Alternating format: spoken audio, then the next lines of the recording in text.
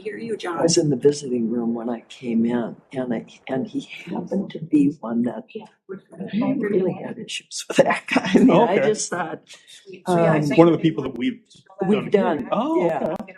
And that sparked this conversation, and I did say, I really appreciate the PRT reports, because sometimes they make some very subtle telling. Yep. Yeah.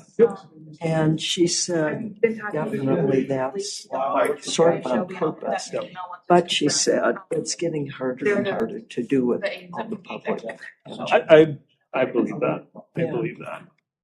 Yeah. So that was interesting. Yeah. That's a really good point. Because you're right. That PRT narrative, I think, gives you kind of a more observational lens and behavioral, whereas certainly the psychological brings in.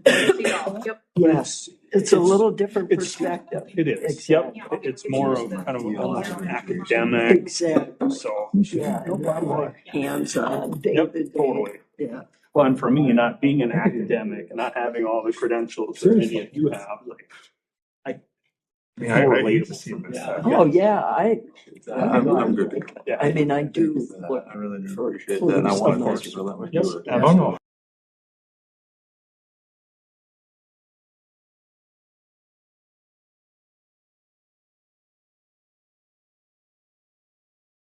I realized I was turning in the 4 credit. But yeah, if you I don't hear here. Oh, is that the only? I'm gonna stay. Okay. And we are live. Okay. No, I just wanted to fully see yours. Yeah, that makes sense. Rush City, are you there?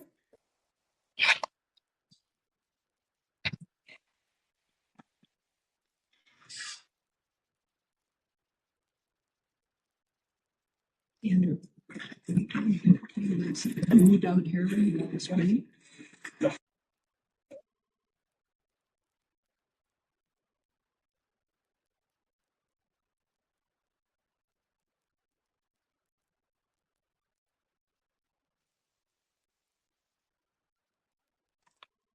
Muted, and we are live. Okay. The facility present? He's moving cameras around. I can see them. They're not in the room yet. Okay. But we can.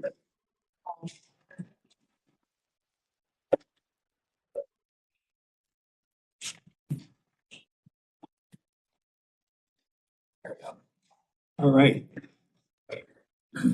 So I'm going to call the regular meeting of the Supervised Release Board to order. Today's February. Today is not February. Today is March 14th, 2025. And we will have 3 hearings today.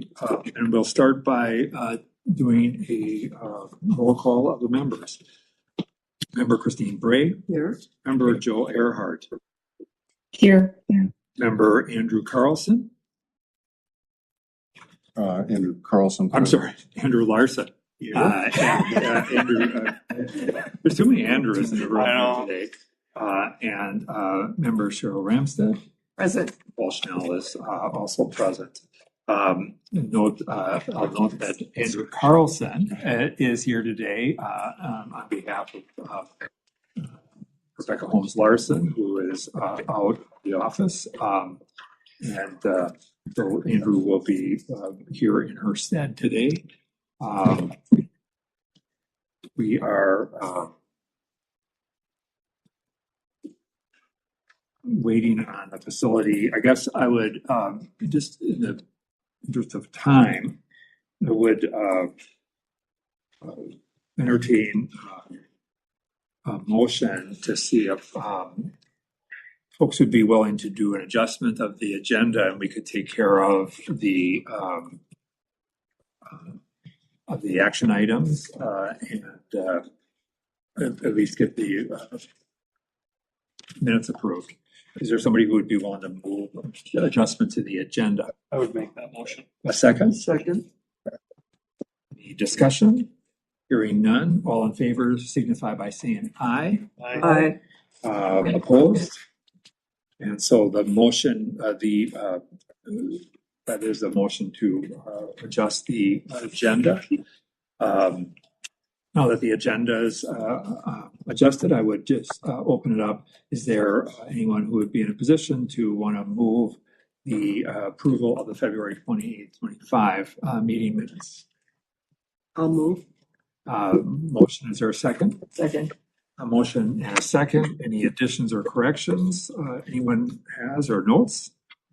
Hearing none, all in favor of approving this, signify by saying aye. Aye. Opposed?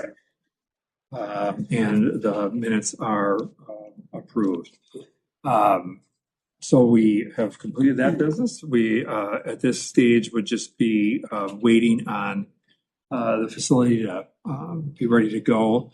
I would just note that a couple of things, as long as we have a few minutes, that the report, supervised release board report that we looked at last month was and has been submitted to the legislature just this past week. And there is some interest there from the legislature. I talked to a couple members who just were appreciative of receiving that and seeing all the work and how much progress has come forward. So that's good as we go forward. The other thing is, I think we talked last time about the recommendations that we had received from the advocacy group around legal representation. And what we will do is put that on in an upcoming meeting to discuss those recommendations and go from there. The other thing I just want to raise to the attention of members, and it's something that I think we should also place on a future agenda by way of new business, is there have been some discussion about just whether or not we should record and then subsequently post the meetings and on the website as a matter of policy. I think, as you're aware from some of our initial early meetings and days, the law does require us to broadcast this, to make it publicly available, but does not require us to necessarily post and make them available online.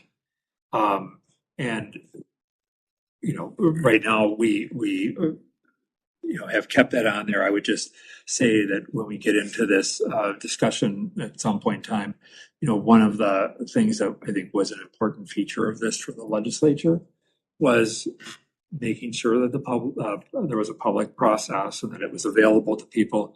I know that, certainly broadcasting it does make it available, but it is oftentimes during people's work days and those sorts of things. So the opportunity to be able to access it off hours and see the process, I think was one certainly of the legislative intentions. That said, that there are things that can come up at the meetings that can be challenging when they both on the facility management side and those sorts of things. But I think there are many things that have to be managed on that front. So it's just something that I think we will set on for a further discussion. But I wanted to make you all aware of it. I would imagine there must be some records retention stuff and even storage capacity. Yeah, I think we had our ability to post and have them out there for a long time. I don't think that was really not a major concern at all. I think it was just we can, but should and I think that was the big question, and I think some of it is also just when we have topics that may be sensitive, that it's out there for people to kind of go back and review. At the same time, again, it's the change from the previous process to a board really was to give it sunshine and let people see what the process is about. Hi, all not the to interrupt, but legislators? Mr. Bradford is en route, so, Okay, thank you. yep. So, Is it a concern of legislators that it, like, have they raised the question No. about could you pay? no, I don't, we have not had any concerns about it being public available to legislators. I think that was kind of some of the intent. I think where it's come up is just, we may have things that get watched or reported back inside the facility and some of those sorts of things. And that, that can create some challenges. I don't know that in itself is, at least for, I'm speaking for myself, was enough. Because I mean, one of the questions that was asked of me was, should we pull it all down? And I said, no, I don't. I first of all think we as a board should have that discussion, number one. Number two, I think, just being involved in a lot of the discussions during the legislative process, I just knew how much that was a part of this. So,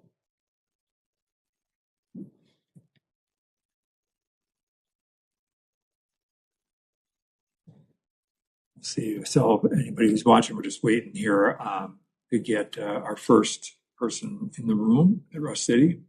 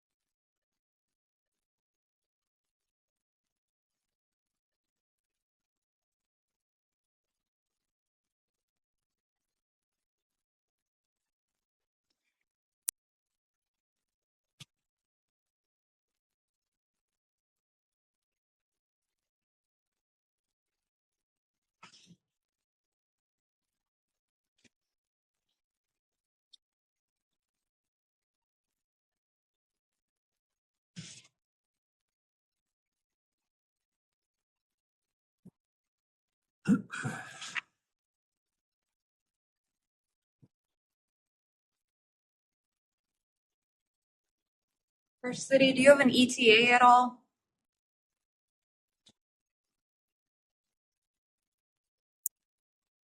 I think you may need to unmute. I'm sorry, what was that? Do you have an ETA at all? I just called them and he's en route right now, so count just cleared and squad's escorting him up, so. Thank you.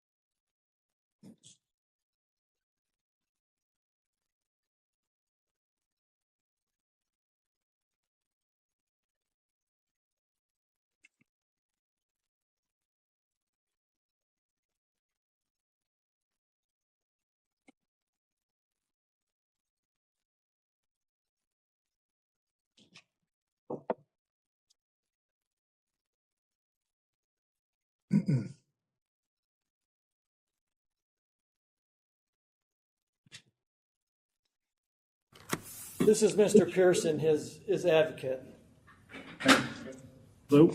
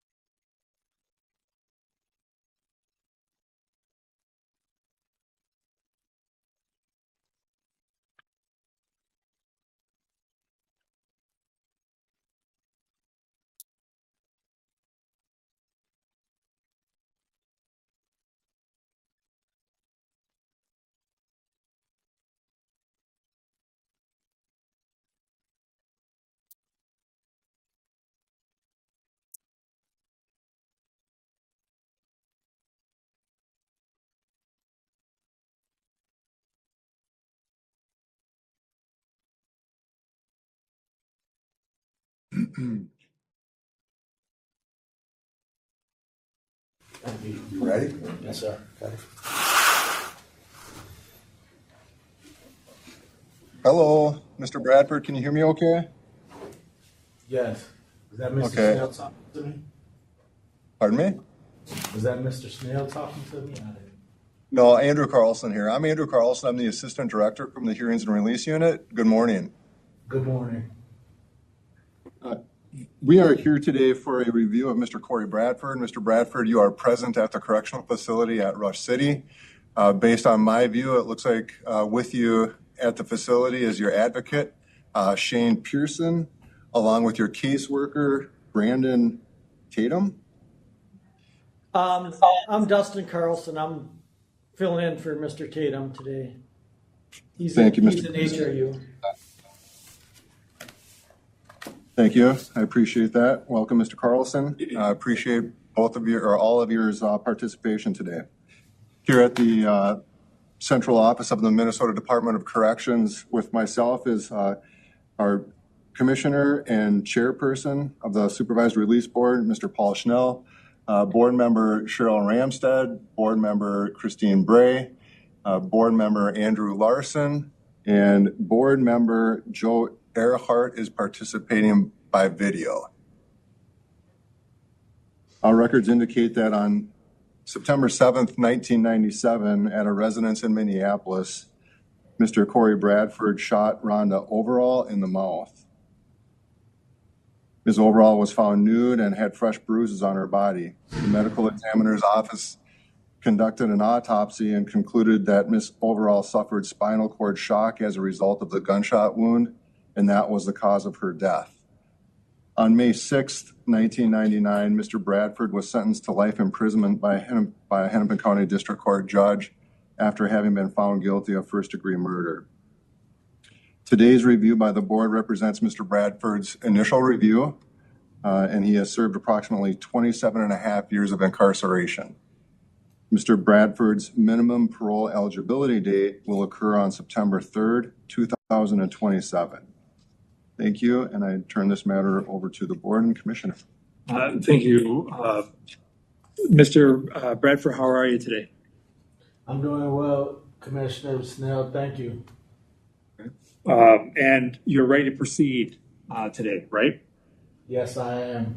No question about that, right? No question. Okay, good deal. I want to start out by asking you what it is you would like to see happen as a result of today's meeting.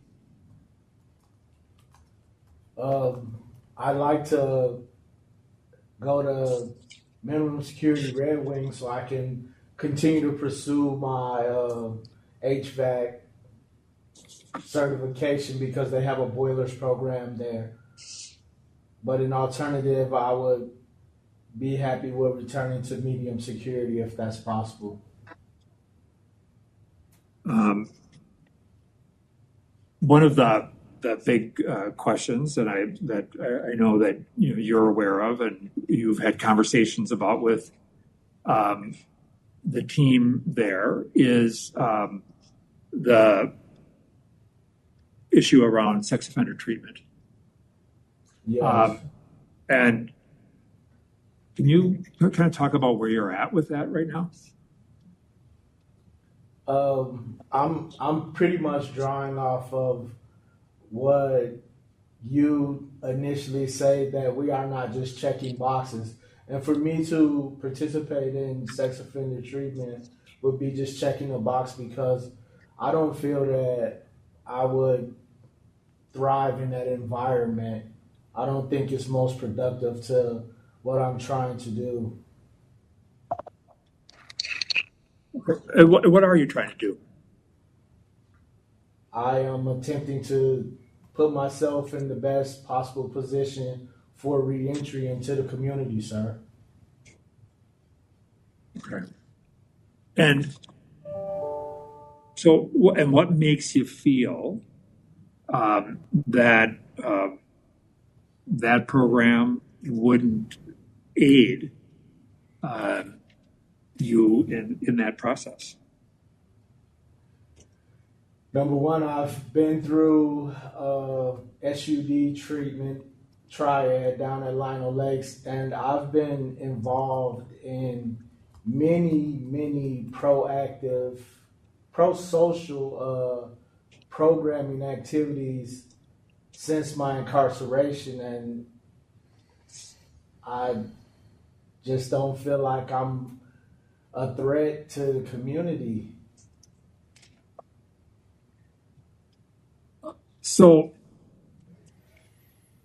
I have a couple of questions, but I want to just start with there were some I think some things that were talked about along the way here, related to your placement right now in Rush City, right? That there were some issues that came up, and where some suspected drug stuff was found on your property. But as I read through that, you indicated that you had nothing to do with that. Is that accurate or not? That is accurate, Mr. Commissioner Snell. That I have no way of disproving how it got there, but it was not in my personal belongings, nor was it in my system as I was drug tested for it upon my detention status.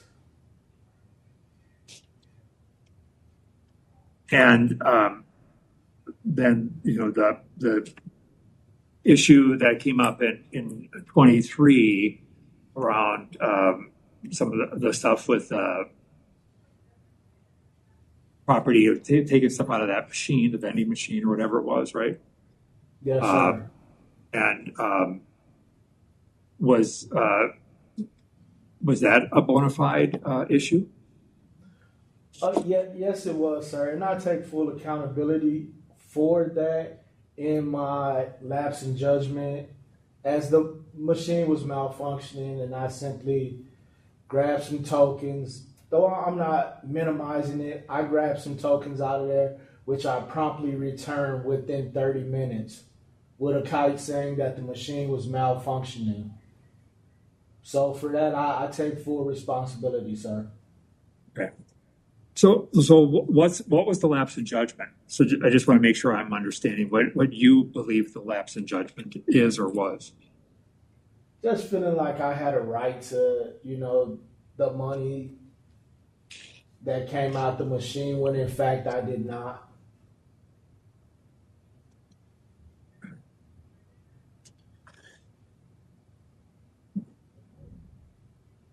So talk to me about,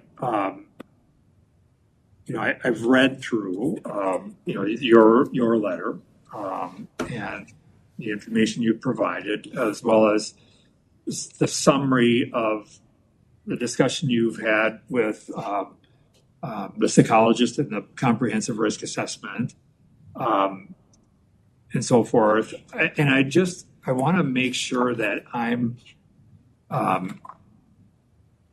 understanding, your acceptance of responsibility, because I saw and referenced you talked about there were 2 lives that you feel like you had a hand in or connected with, whatever words you want to use to describe it, that loss, and you take responsibility for that. And so as it relates to the victim in your life sentence crime, can you talk about what level or what responsibility you take for the victim in this case? I take the responsibility in that as a mate, I was both physically and verbally abusive to Rhonda, and our child was often present when this violence was occurring towards Rhonda. And I kind of set the tone for, I set the tone for the atmosphere in our dwelling, in our household. And as the so-called leader of that household, I take responsibility for all of the things that, were wrong in that household, as I was the one being physically abusive.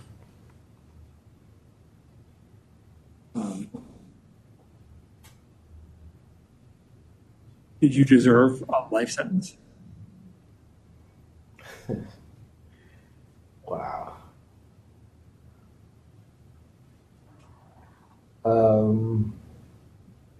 Can we come back to that question? Yeah.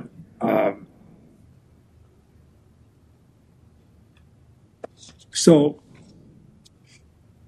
this is, I just will say, just speaking for myself, it's a little bit of a struggle around, I appreciate the fact that, you take responsibility for being an abuser of your victim. And so I appreciate that.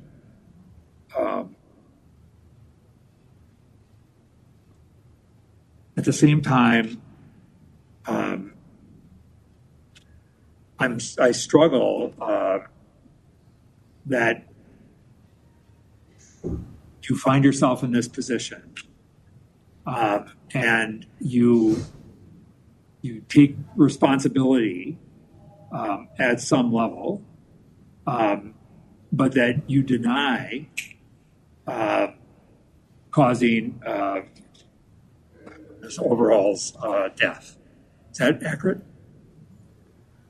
I don't deny causing it because I think the abuse led up to it, but I did not put the gun in her mouth and shoot her. If that's the question you are asking, I did not put a gun in her mouth and shoot her. She committed suicide in our house. I called the authorities and tried to get help where I could.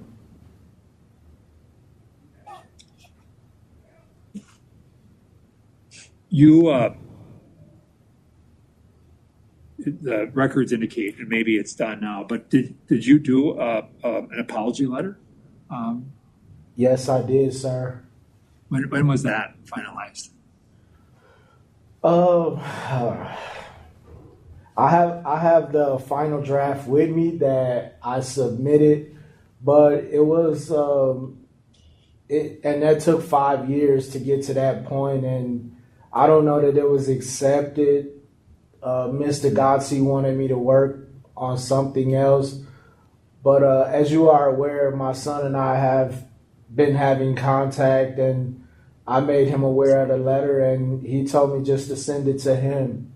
So that is what I did, and I felt like with the apology letter bank, some of the remorse and emotion for the situation was being suggested to me to take out of the letter, and I did not want to do that. Okay.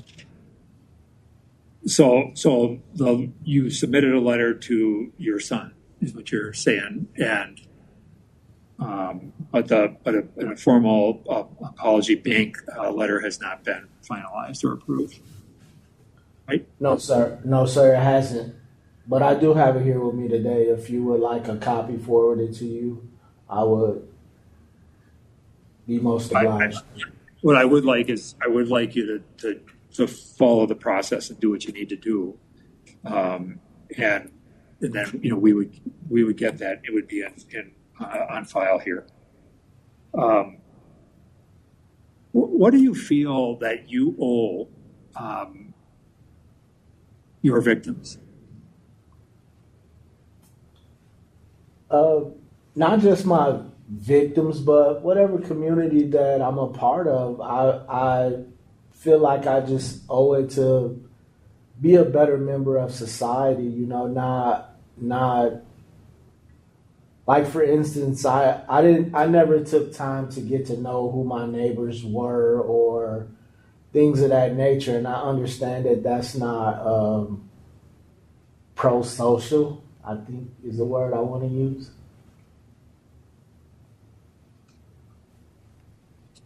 And so I just want to make sure I'm understanding. So you're saying that now what you owe is to be pro-social, is that? Just to be, not be a better member, just of society, of giving back where I feel like that I can, and I think my file says some things about what I wanted to do as far as being involved in domestic abuse men's group, and maybe speaking to some of those situations as a way of paying it forward. So I appreciate that. What makes you feel like you would be qualified to, and I don't mean qualified in the professional sense, but like what have you done?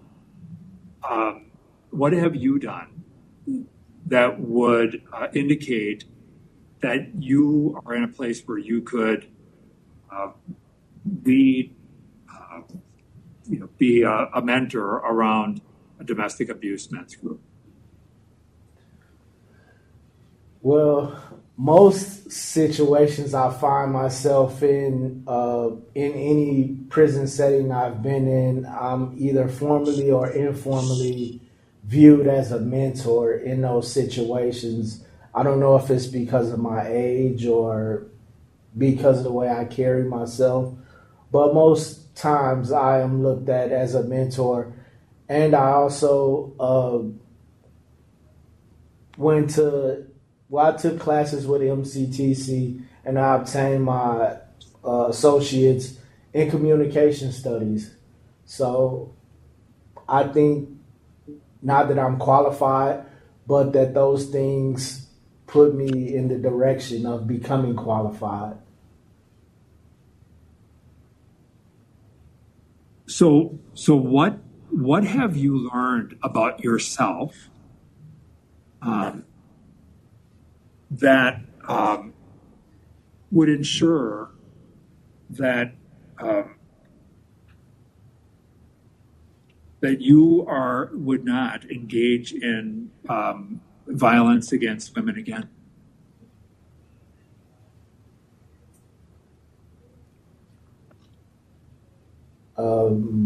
That I won't engage in violence against women.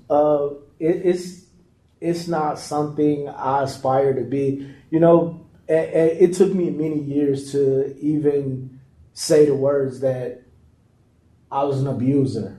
And that is probably one of the most shameful things that I've had to admit to in my life, that I've been abusive to women in my past. And so moving forward, that is not what I would like for my legacy to be. I have female grandchildren, and that is not the message that I would like to send them.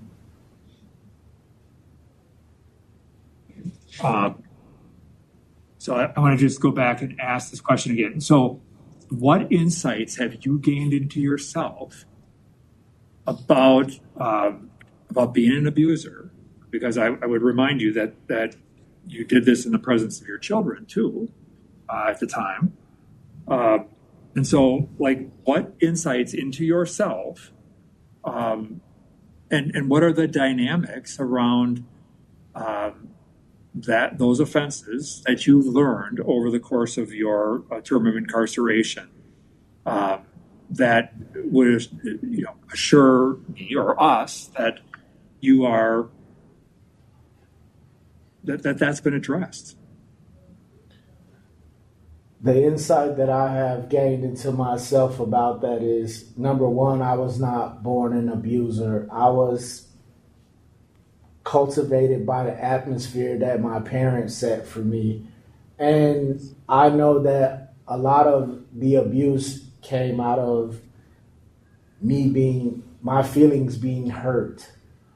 You know, it was not just, that's not how I've always been in my life.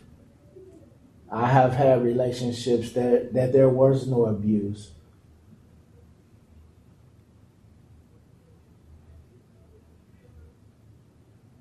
Okay, so the fact. So it was the dynamic in this particular relationship? Am I understanding that your feelings were hurt, and so that's why you did engage in those behaviors in this relationship? Is that? No, I've engaged in it in a prior relationship as well. Just like the insight I've gained, what you're referring to is that usually my feelings were hurt when I had to sit down with myself and ask myself why I had acted like that with a sober mind. I realized that it was out of just being hurt. And so fast forward. Now, what do you do when you are hurt now? I don't know. I guess I tend to withdraw a little bit in order to get a better assessment of whatever the situation is, to figure out if it's just me in my head, or, if what just happened really happened, or, that's the best I can explain it.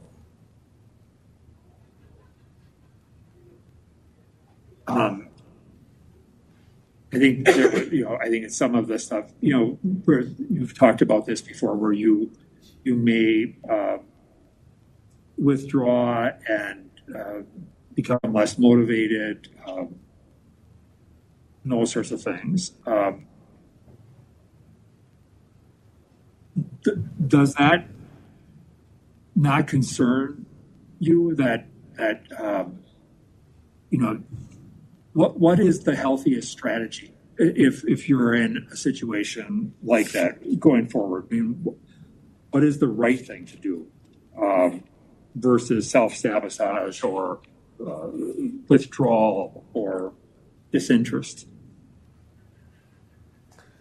The right thing for me to do is reach out to my support group, my friends like Mr. Pearson here, who has showed me the ability to maintain a friendship over 20 years. So he is a sense of inspiration and a source of support for me.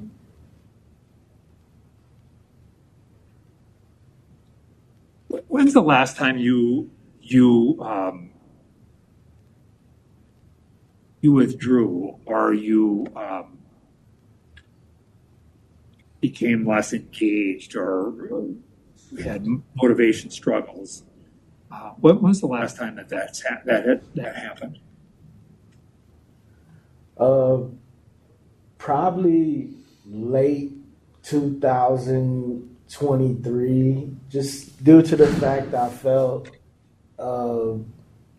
in Lionel Lakes, I was being forced into situations that I didn't want to be in, and I was being given less and less options as the time went on. And even before I received the last write-up, they were attempting or threatening to ship me out of Lionel Lakes. So that's probably the last time I can recall where I just really started withdrawing. And how did that serve you? How did it serve me? Yeah. Not well at all. I'm at Rush City today, sir, so.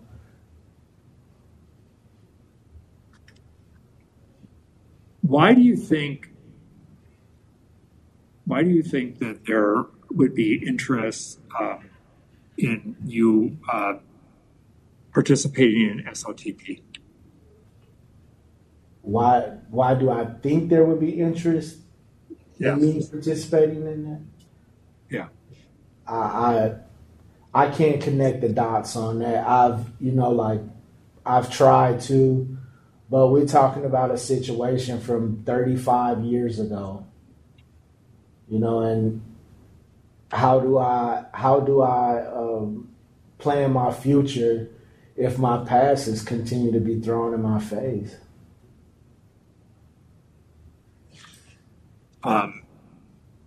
Would you also believe that sometimes working through your past is the best path to the future? Do you buy that proposition at all? I guess that would suggest that I haven't worked on my past at all. I guess I can't speak to that. You can, but I'm not upset. I'm not saying that you haven't. I'm just asking the question. I struggle a little bit because, I think about the whole notion of, just what I just said, right? That sometimes the best path and the people that over the course of the years that I have been doing this, that I think about that have really kind of done and gone through in some cases, the horror of their past, and all that goes along with it, to come out in a much better place on the other side. And there's a part of me that, and this is a question. It's an observation, and for which I'd like to hear a response. That sometimes when I listen to you and I read some of the records and some of the things that have happened along the way,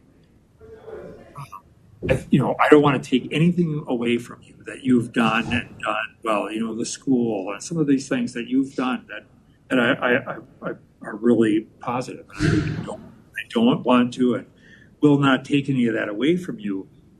At the same time, there's a piece of me that it almost feels a little bit like, Corey Bradford is kind of floating on the surface and has, gotten close to the mark, but maybe has not dug as deep as at least some of the other folks that I've seen and that you would know. And so I guess I would just be interested in your response to that observation. And if you don't have to agree with it at all. And I'd like to have you say, you're wrong about that. And these are the reasons why you are, if that's what you feel.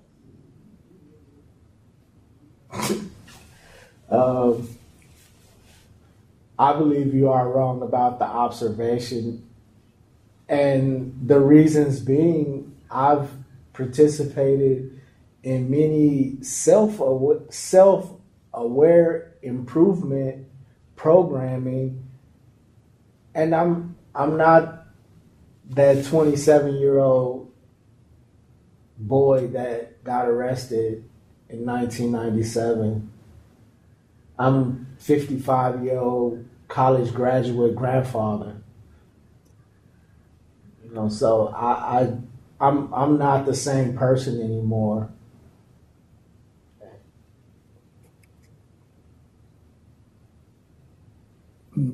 I would just say that you used and good on you, my words around the notion of box checking, and that I think along the way I've talked about the fact that I'm not interested in box checking, and you indicated that in your view SOTP would be box checking. It would for me, because I tend to throw myself headlong into situations that I'm deliberate about putting myself into.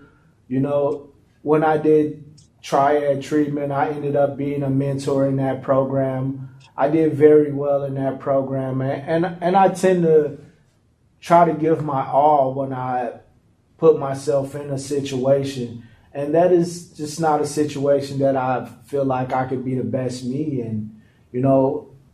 That situation, like I said before, was 35 years ago. I was a 20-year-old man coming out of prison. I had no recourse for what was being said about me, so I pleaded guilty. I didn't agree with it then, and I still don't today.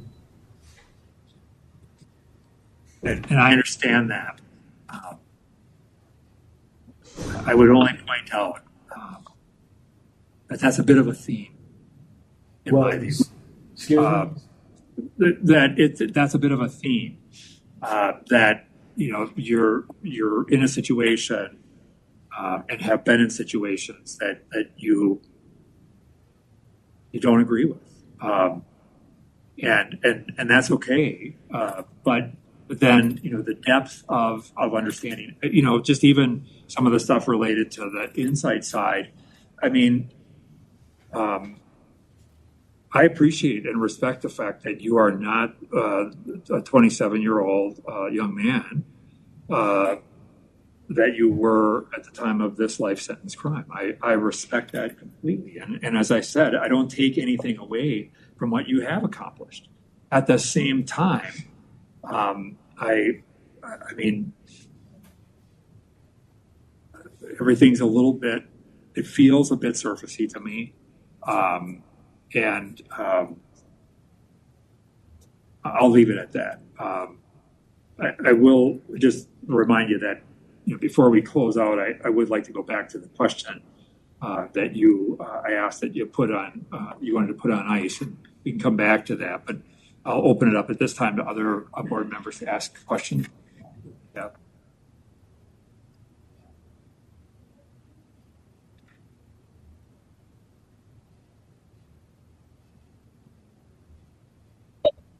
Mr. Bradford, I have a couple questions. One is related to sex offender treatment.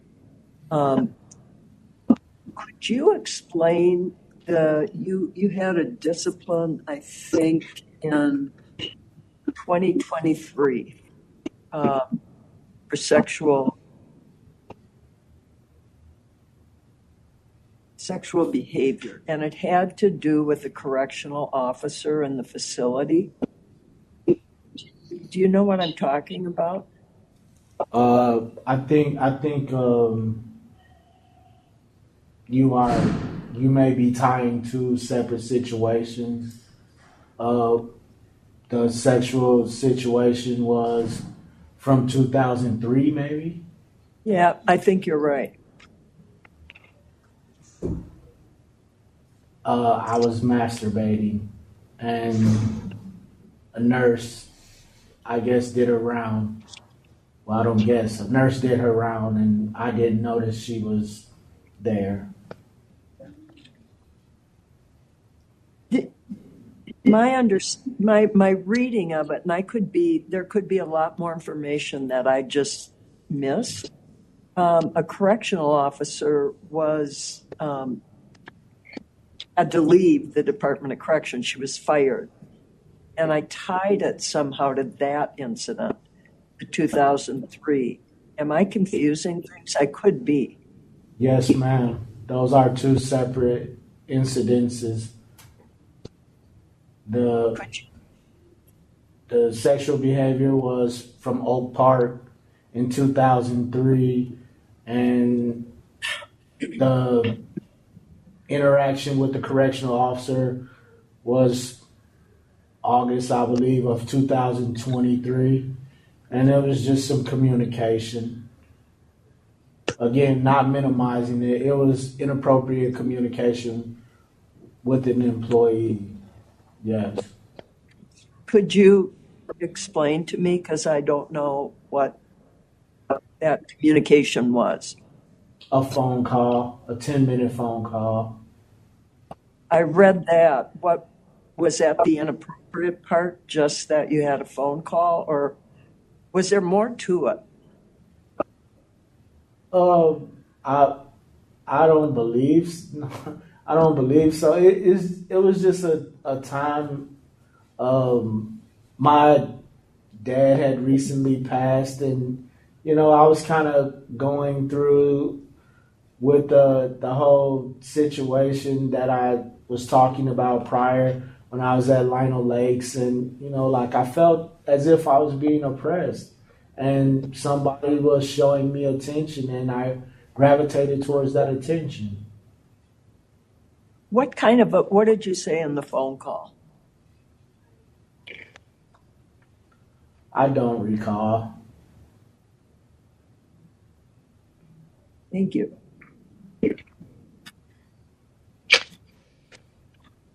Any other questions for Mr. Bradford? I have a question for Mr. Bradford. Mr. Bradford, I noted in the report that you had your wife go and buy this gun, not your wife, the victim, go and buy this gun at some point because you were unable to legally obtain it yourself. Why did you feel that you needed to have a gun and leave it in her home? I didn't have her go and buy the gun. I was out of town at the time, and somebody else had it, and she called me out of town, and she asked, should she get it? And I told her, yeah, buy it.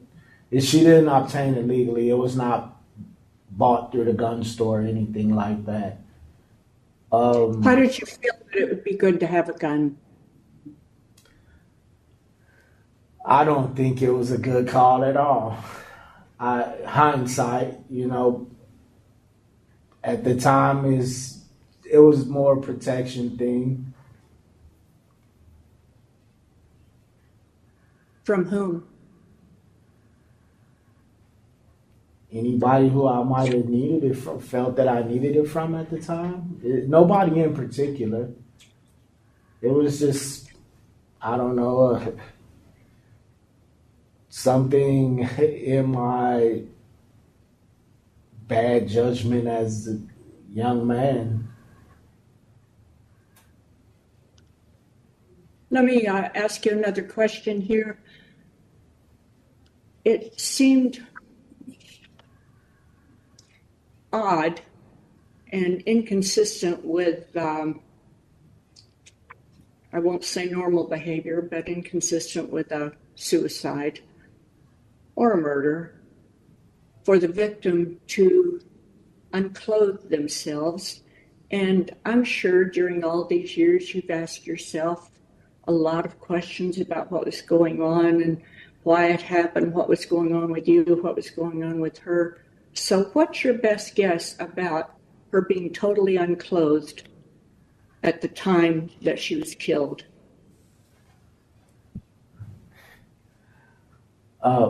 Right now, today, I still have no answer for why she was totally unclothed. When I last saw her, she was sitting in a chair across from me, fully clothed, with our oldest child in her lap, and the younger child was in my lap, and I was sitting across on the sofa. I know what was going on between us at that time, which was an argument about I had recently found out that she was engaged in a sexual affair with my younger brother. And are you and you alone responsible for the bruises and lesions on her body that were found at the time of her death? I am responsible for the black eye she had. Some of the lesions she obtained as she tumbled down the basement stairs, which is verified in the autopsy.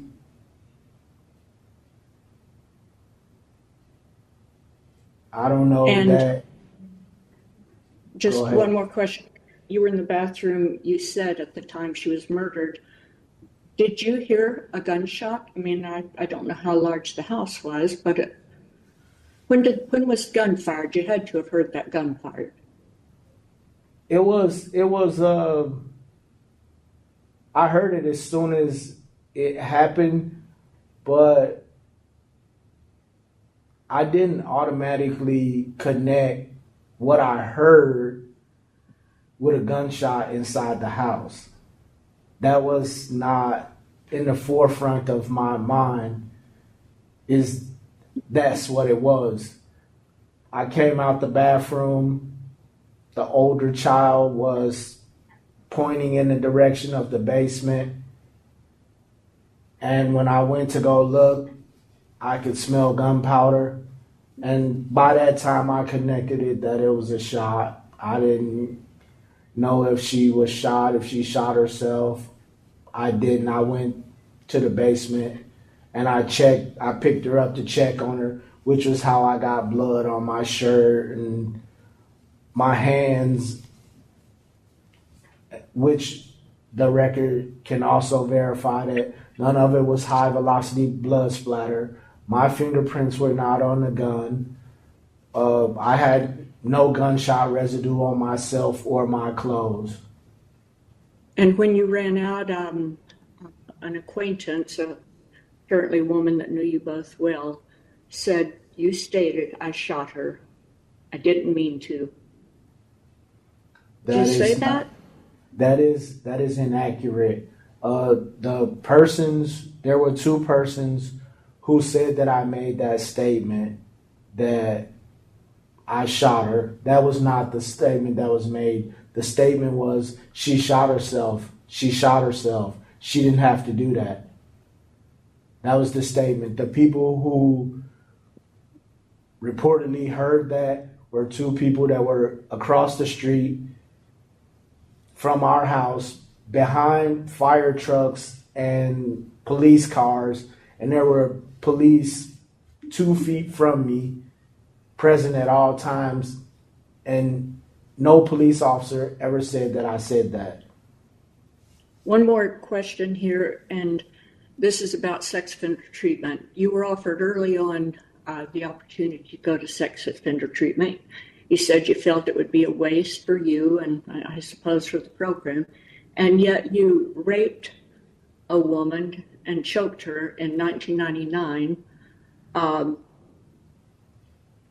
I don't know if they did a test on your victim, but I thought I saw in here somewhere that they did do a swab for sperm. I'm not sure about the outcome of that.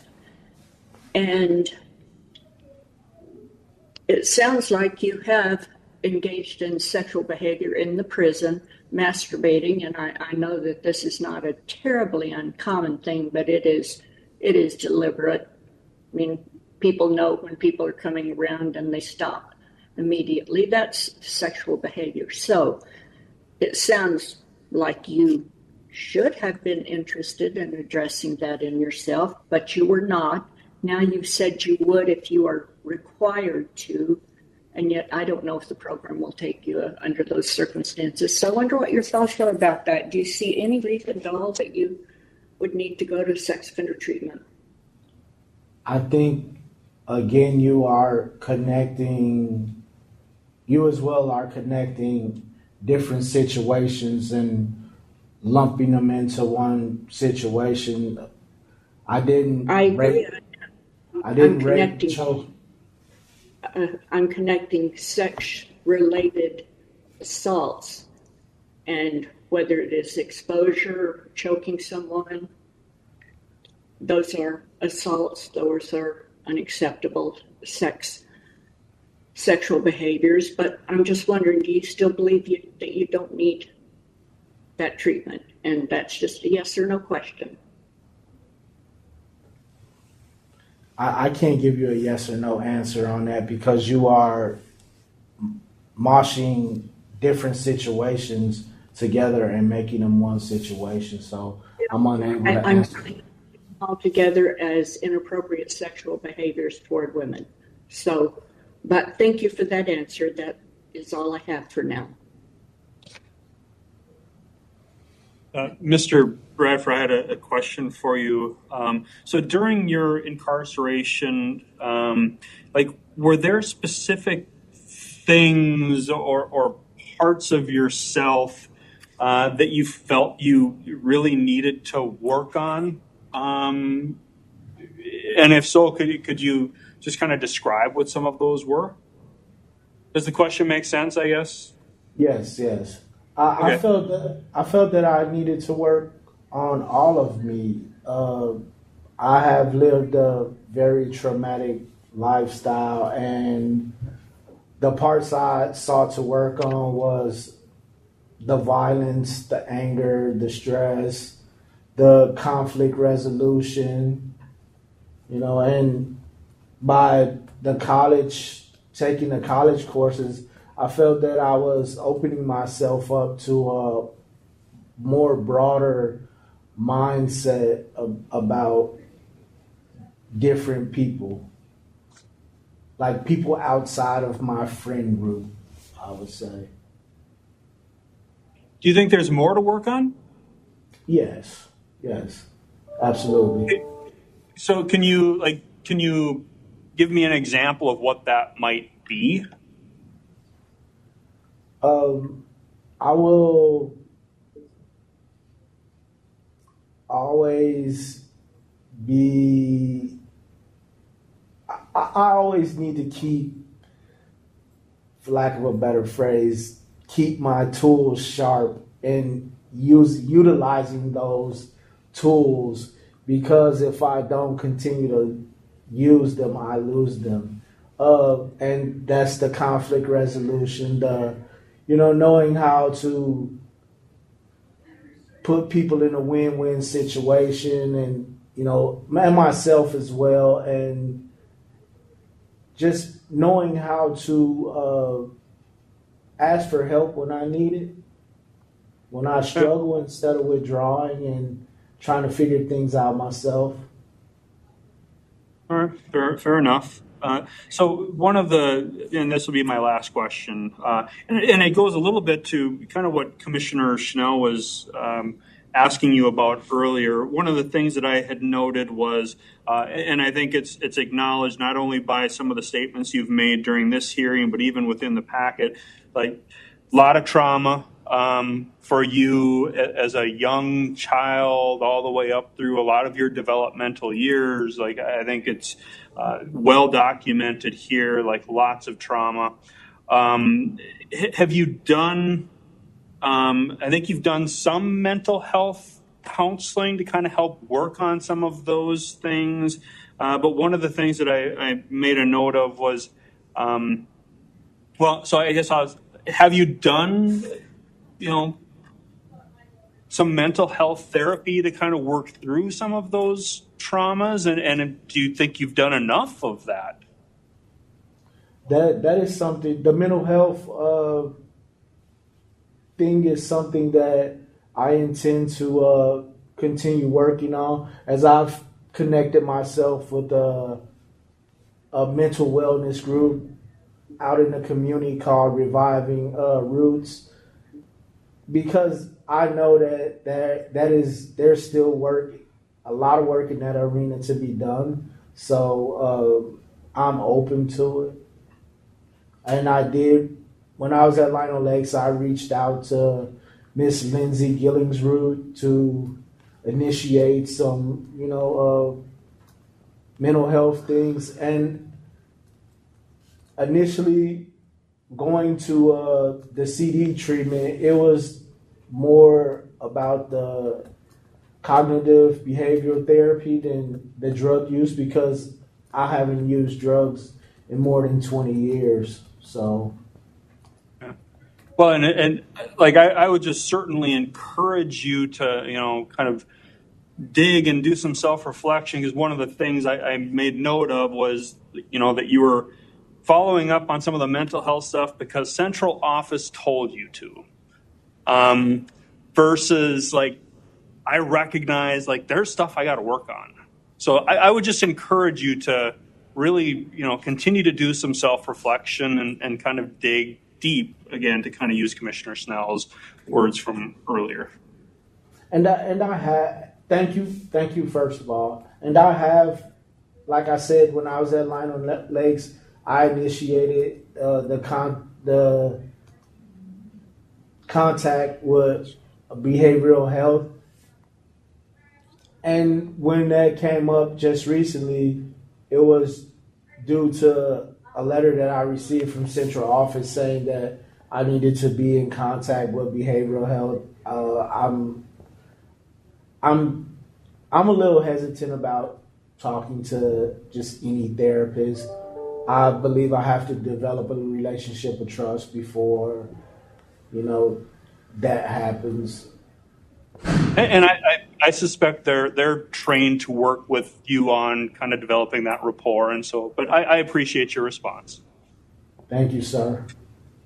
Mr. Bradford, did you have a chance to review the materials that we have before us, like the program review team report prepared before the earlier September hearing and updated in February? Did you review those materials? Yes, I have. Okay, I was struck by one particular insight, and that was when faced with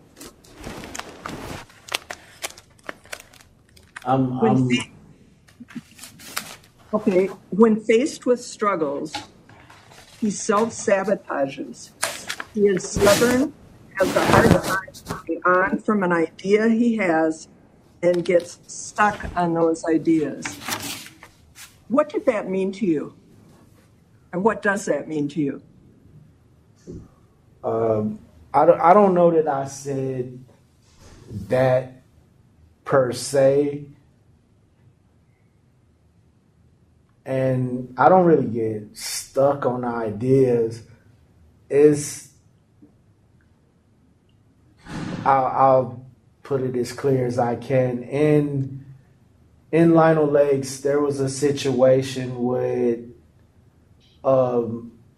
me returning to work and doing whatever I was doing, and it entailed some policy, some DOC policy. And I read the policy, I understood the policy, I presented the policy as the policy was, and I still felt like that policy was being misused when it came to my specific situation. And I was being advised by Mr. John Quist that I needed to advocate for myself. And so I advocated. So you don't feel that you are stuck on the idea that you don't need sex offender treatment and are having a hard time moving on from that idea, despite the fact that there's been pornographic materials found in your cell in 24, despite the fact that numerous reports in that program review team and other reports that you've reviewed for today's hearing say that it's an essential component, in spite of what the commissioner and this board has told you previously. Is that because you're stuck in that view and stubborn and having a hard time moving on? Pornographic material, I don't know what you are referring to. Well, there's a reference in it, but let's look at the sex offender treatment, because that is what you seem to be stuck on not needing. And I'm asking you, is that what's being referred to in that program review team observation recently? Well, have you examined that in terms of your own response to the sex offender treatment recommendation? I just suggest that you might want to do that. That reflection would be helpful, and that might be what needs to be addressed in terms of your getting over the barrier of thinking that you wouldn't be appropriate for that treatment program. I just ask you to think about it. You don't have to respond now. The other question I have is with respect to programs, institutional programs directed at domestic violence. Have you pursued any in that regard or taken any programming directed at domestic violence? There has been no domestic violence programming available at any facility that I've been housed at.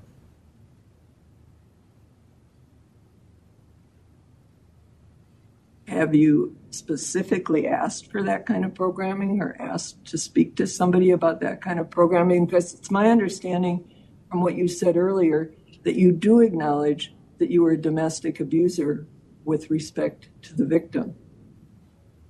Have you looked at that aspect of what caused it and tried to pursue how you could improve in that regard? Yes, I have asked for it and pursued it. But again, no domestic abuse programming has been available at the facilities that I've been housed at.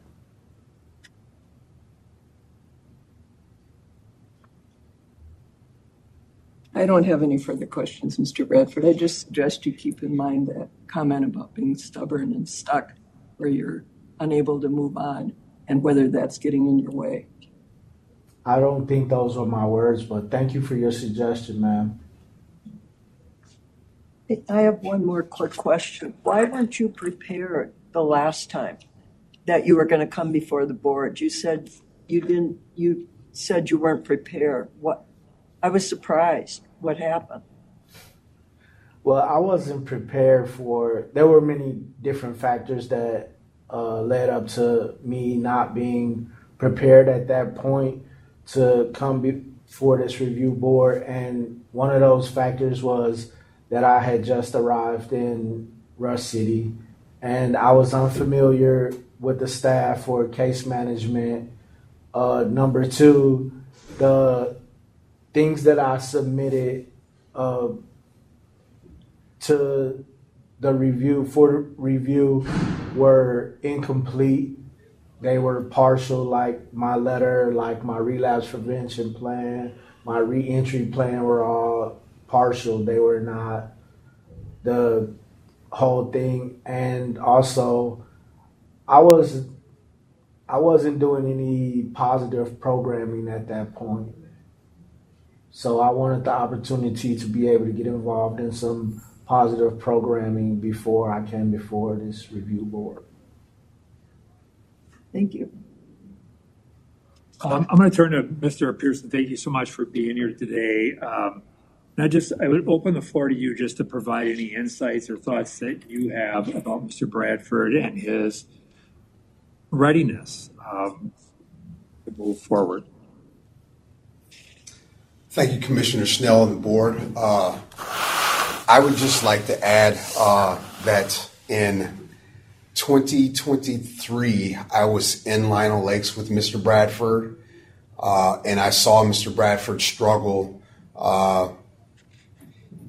after his father's passing, and saw him really slide downhill in some of his actions and in his thinking.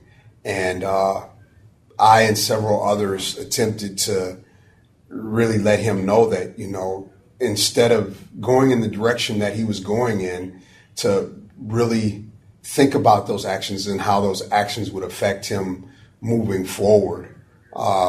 I've been in constant contact with Mr. Bradford since he was moved to Rush City and since I've been out, and just trying to help him get prepared for today.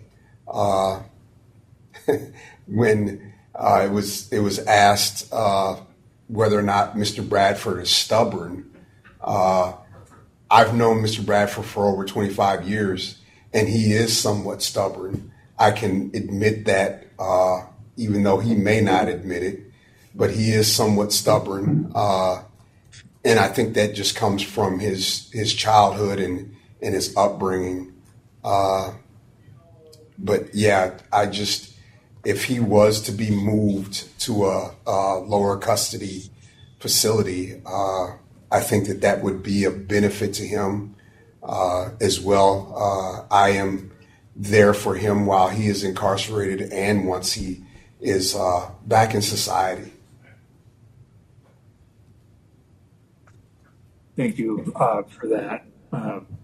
Just like when you think about over 25 years, what's the most notable changes you've seen in him?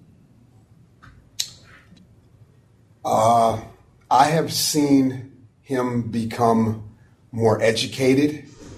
I have seen him become more outgoing. He was very isolated when we first met. He is spiritually motivated, more spiritually motivated than when we first met. And that he's willing to learn and move forward. I think that him being in a more positive setting would help him continue to do that moving forward. That's helpful. Thank you. Mr. Bradford, before the board moves into discussion and deliberation about next steps, I want to open the floor to you one last time and have you offer whatever comments you'd like to the board. I would hope that that might include the answer to that question I put on ice earlier about the extent to which you feel like the sentence you got was just.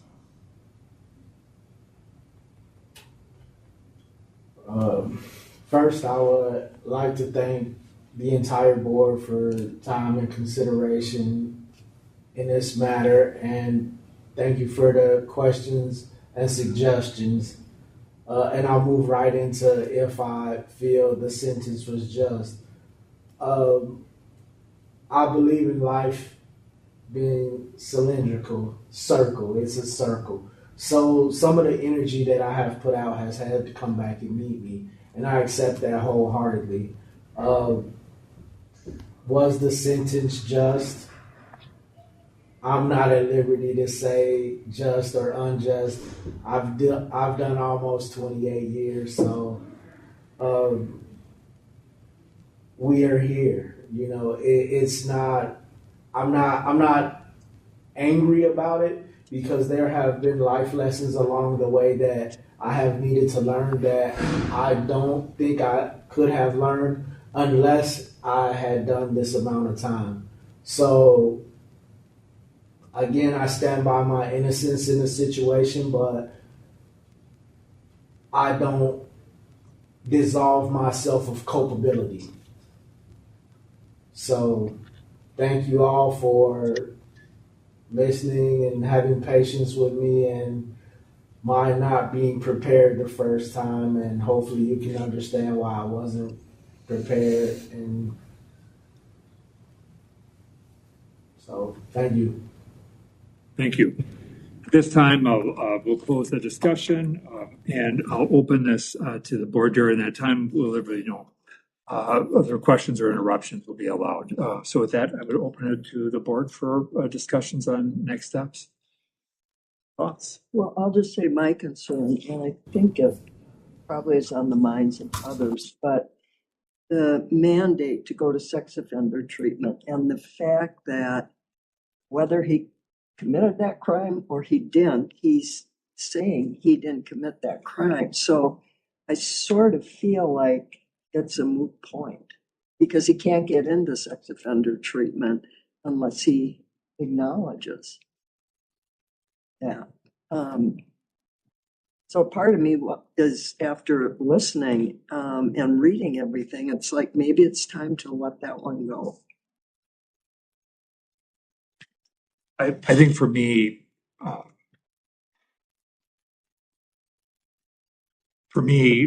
the sex offender treatment at some level is a reflection not just of the sex offending side, but it's really the embodiment of the kind of the violence against women stuff, and probably some of the very traumas that he experienced growing up. And I think one of the things that, you know, the limited knowledge I have about it is that the people that I've seen come through it really have. It is a deep program, and it touches on every kind of aspect of a person's life. I hear exactly what you're saying, that because it sounds like, at least what I read was that, you know, he would do it if we made him do it, but doesn't necessarily want to do it, and that may not be enough to get him across the finish line to even get into it. At the same time, the crux of that then for me is I worry about his level of insight. I worry about what would happen when he's in the community. You know, we could talk about aging out and that kind of stuff, but you know, even the inappropriate kind of connection with a female staff person and that kind of stuff.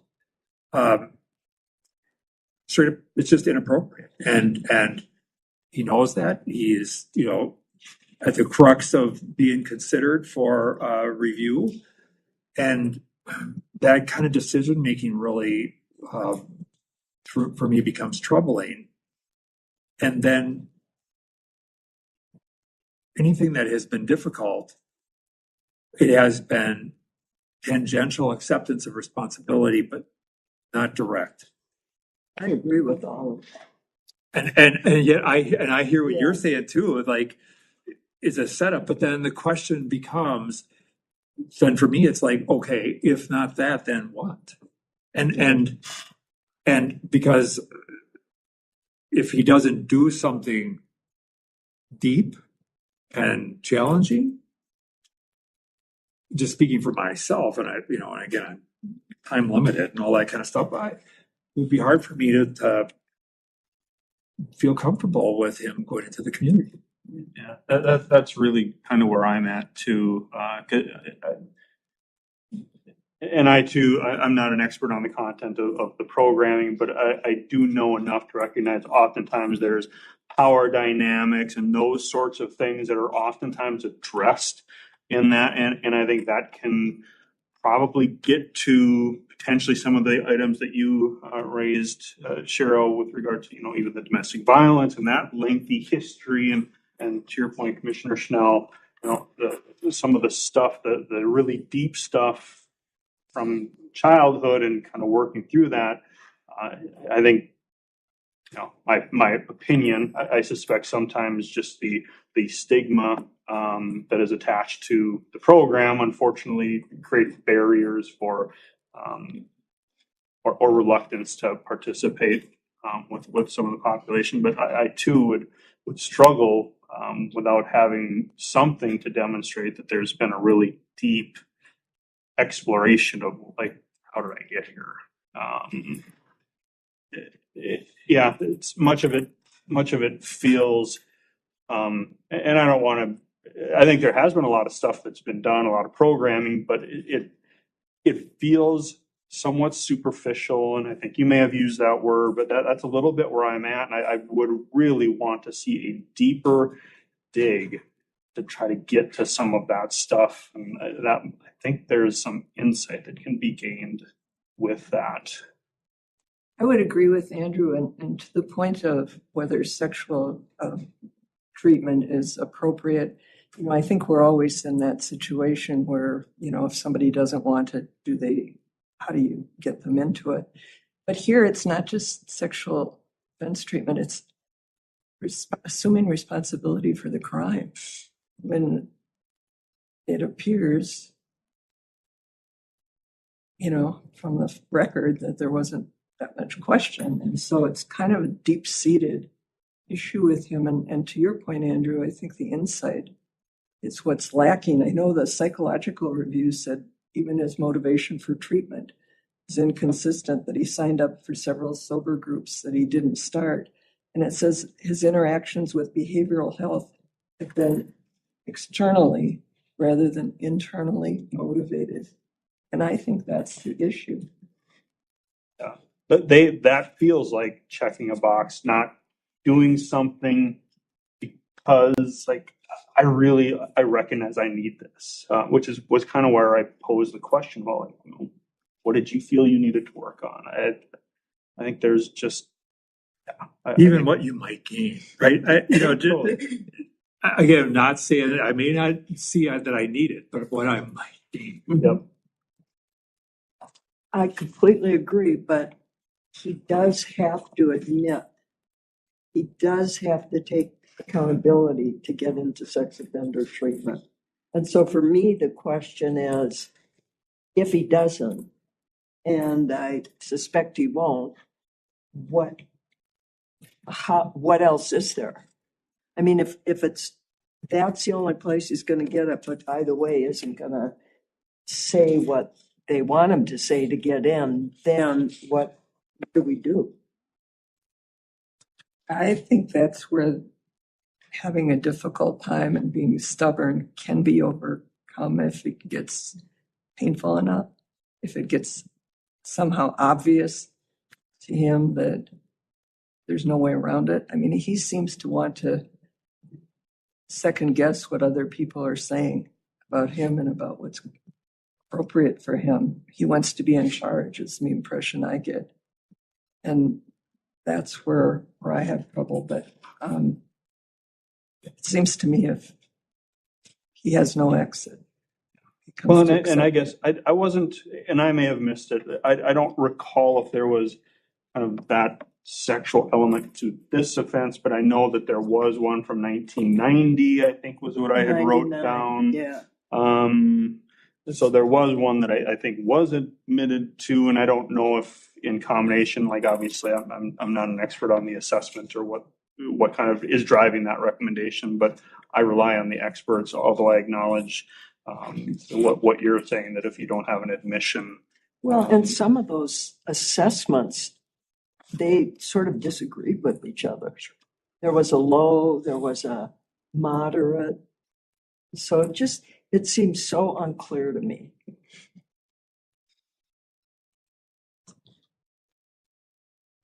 So maybe just let me ask a different question. Take the program inside out of this, but what is it that we would like to see or hear that would just I think would give a higher sense of confidence that there is insight in whatever that is. I mean, the challenge here is we're always like walking around the whole but innocent side of this becomes a huge challenge because we're not in the business of relitigating this case and that kind of stuff. And yet, so like what would be the demonstration of insight and change and a level of confidence that he would be ready to be out there?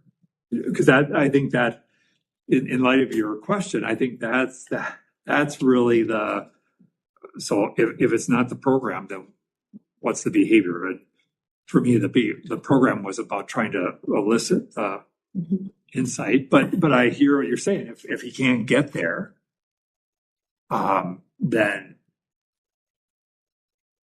What is the alternative? yeah. And really, I think in light of just that observation, that the notations around external motivation around some of this versus internal motivation. I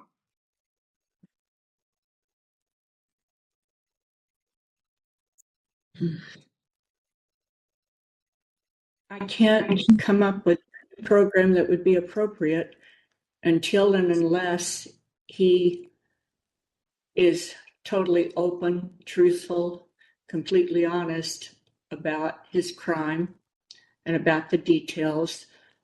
Too many things just don't fit, and he can't make them fit no matter how hard he tries. With a nude person who he had been sexual with shortly before her death, I would assume that would assess sexual assaults, considering what was going on. Some things throughout his incarceration, he's had quite a bit of discipline, actually. And in each of the things, there's always an excuse. In any kind of intense treatment program, like SOTP, for instance, he would be required to admit totally and fully every aspect of this crime, other crimes. I would like to see him enter that voluntarily, going into it, believing that he can benefit from it if he can get in. I would like to see him do that. And I believe that a part of the SOTP is domestic assault, and that they would concentrate on that for offenders who need it. So that's what I see is needed. Completion, entry, gaining entry, and completion of the sex offender program, because this domestic assault sounds like it ties hand in hand in that, and there have been other instances as well.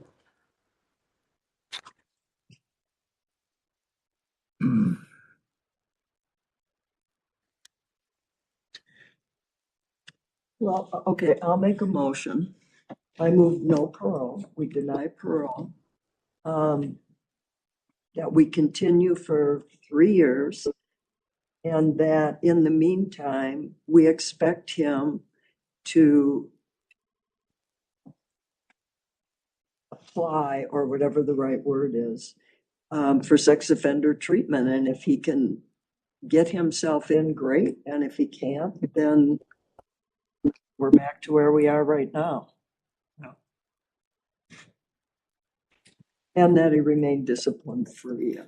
I would second that if you'd consider it a friendly amendment and demonstrate to those with whom he works that he is internally accepting more responsibility for his behavior. I'd accept it. I'd just ask what does that look like? Well, It's- they can see that he's not. So Yeah. it's the question of whether they notice, that he is. It seems to me it's the same issue. What about, just to make that easier, like that the expectation that he would be more open to receiving feedback about resistance to, just because I'm trying to think about this through the lens of how does that get behaviorized? And so if it were something that the expectation were that the expectation would be that he would need to be open to receiving feedback about resistance, Domestic abuse? yeah, to, whatever that is, whatever the kinds of behaviors that they're seeing, that he would, the expectation would be that he would be open to receiving that feedback and getting it. So that, because I think that's the other place. If he avoids or isn't folks who can give him that feedback, he's not going to have the opportunity for that insight. Well, and I think he even raises that point through participation in lifer group, and he doesn't maybe have the access in his current location, so maybe that is something that can be kind of massaged in here as well, because I think one of the notes I wrote is that the lifer group is really about holding people accountable, and so I think. Again, if I remember correctly, I think there was even some acknowledgement on his part that accountability piece can be helpful in kind of checking, like, hey, no, this is criminal thinking. Like, don't do that. Stop. So maybe that can be worked into that recommendation somehow as well. I wonder too if restorative justice is a component to assuming responsibility. I just add one other note to what Andrew said, and that is when he says he's going to go, he goes, because I think there were a couple times, like sober support was one. Since it starts. He shows up.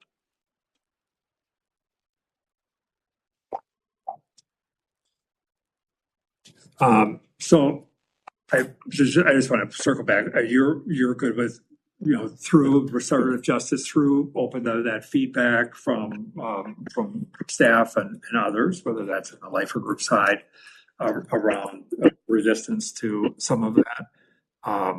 If that would be acceptable, yes, to you. Okay, so we have a motion, we have a second.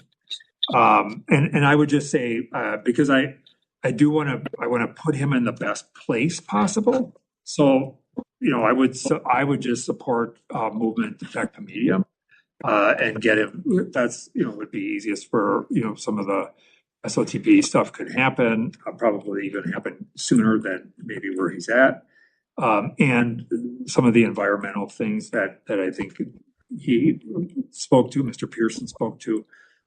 Would be worthwhile, and I do want to acknowledge the fact that that he has had a history of doing things with school and some of those things, and some of those could be accessible at Lino and not as easily accessed at Rush right now. So there's a motion and a second, and at this point in time, I would call for a vote unless there's any other discussion. So Board Member Bray? Yes. Board Member Earhart? I agree. Board Member Larson? Yes. Board Member Ramstad? yes. And Schnell votes yes. All right, so unanimous on that. Mr. Bradford, you've obviously had the chance to hear and listen in on the entirety of the conversation. It's a 3-year continuance. We would move you, get you moved to Lino, and that could be arranged. And I think if there's, I guess, we'll get you a letter that will detail these expectations. But there was a way to kind of summarize it. I would just say that we really would encourage you to take that time to dig deep and be ready to speak to that when you come back before the board. Any questions about that? No. Okay. And I would also just, this is also a true test, right? Right now is a true test because you are at a crossroads right now because I know that you just got delivered to you some difficult information. You or heard a conversation that you likely don't necessarily agree with and or like, and that's okay.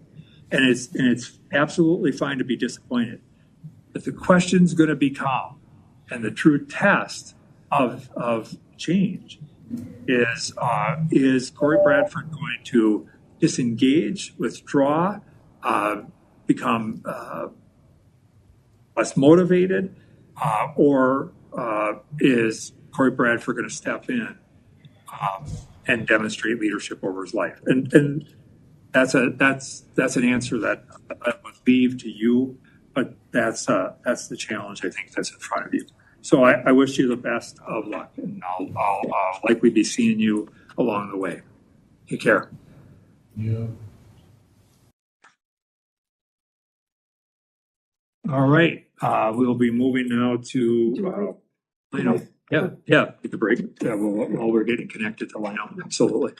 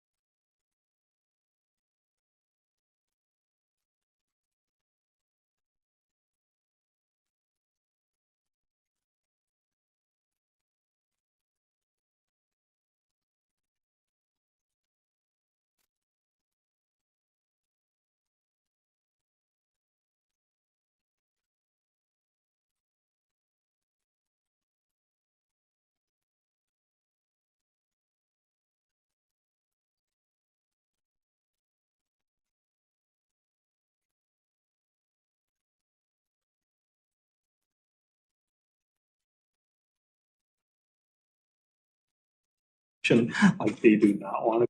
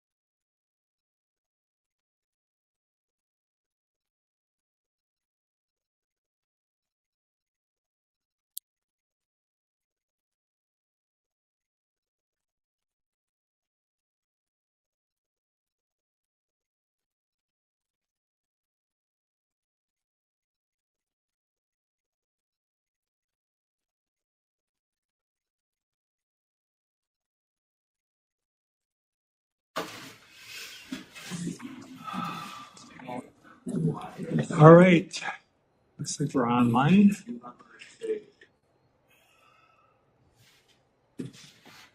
Can you hear us at Lino? Yes, we can.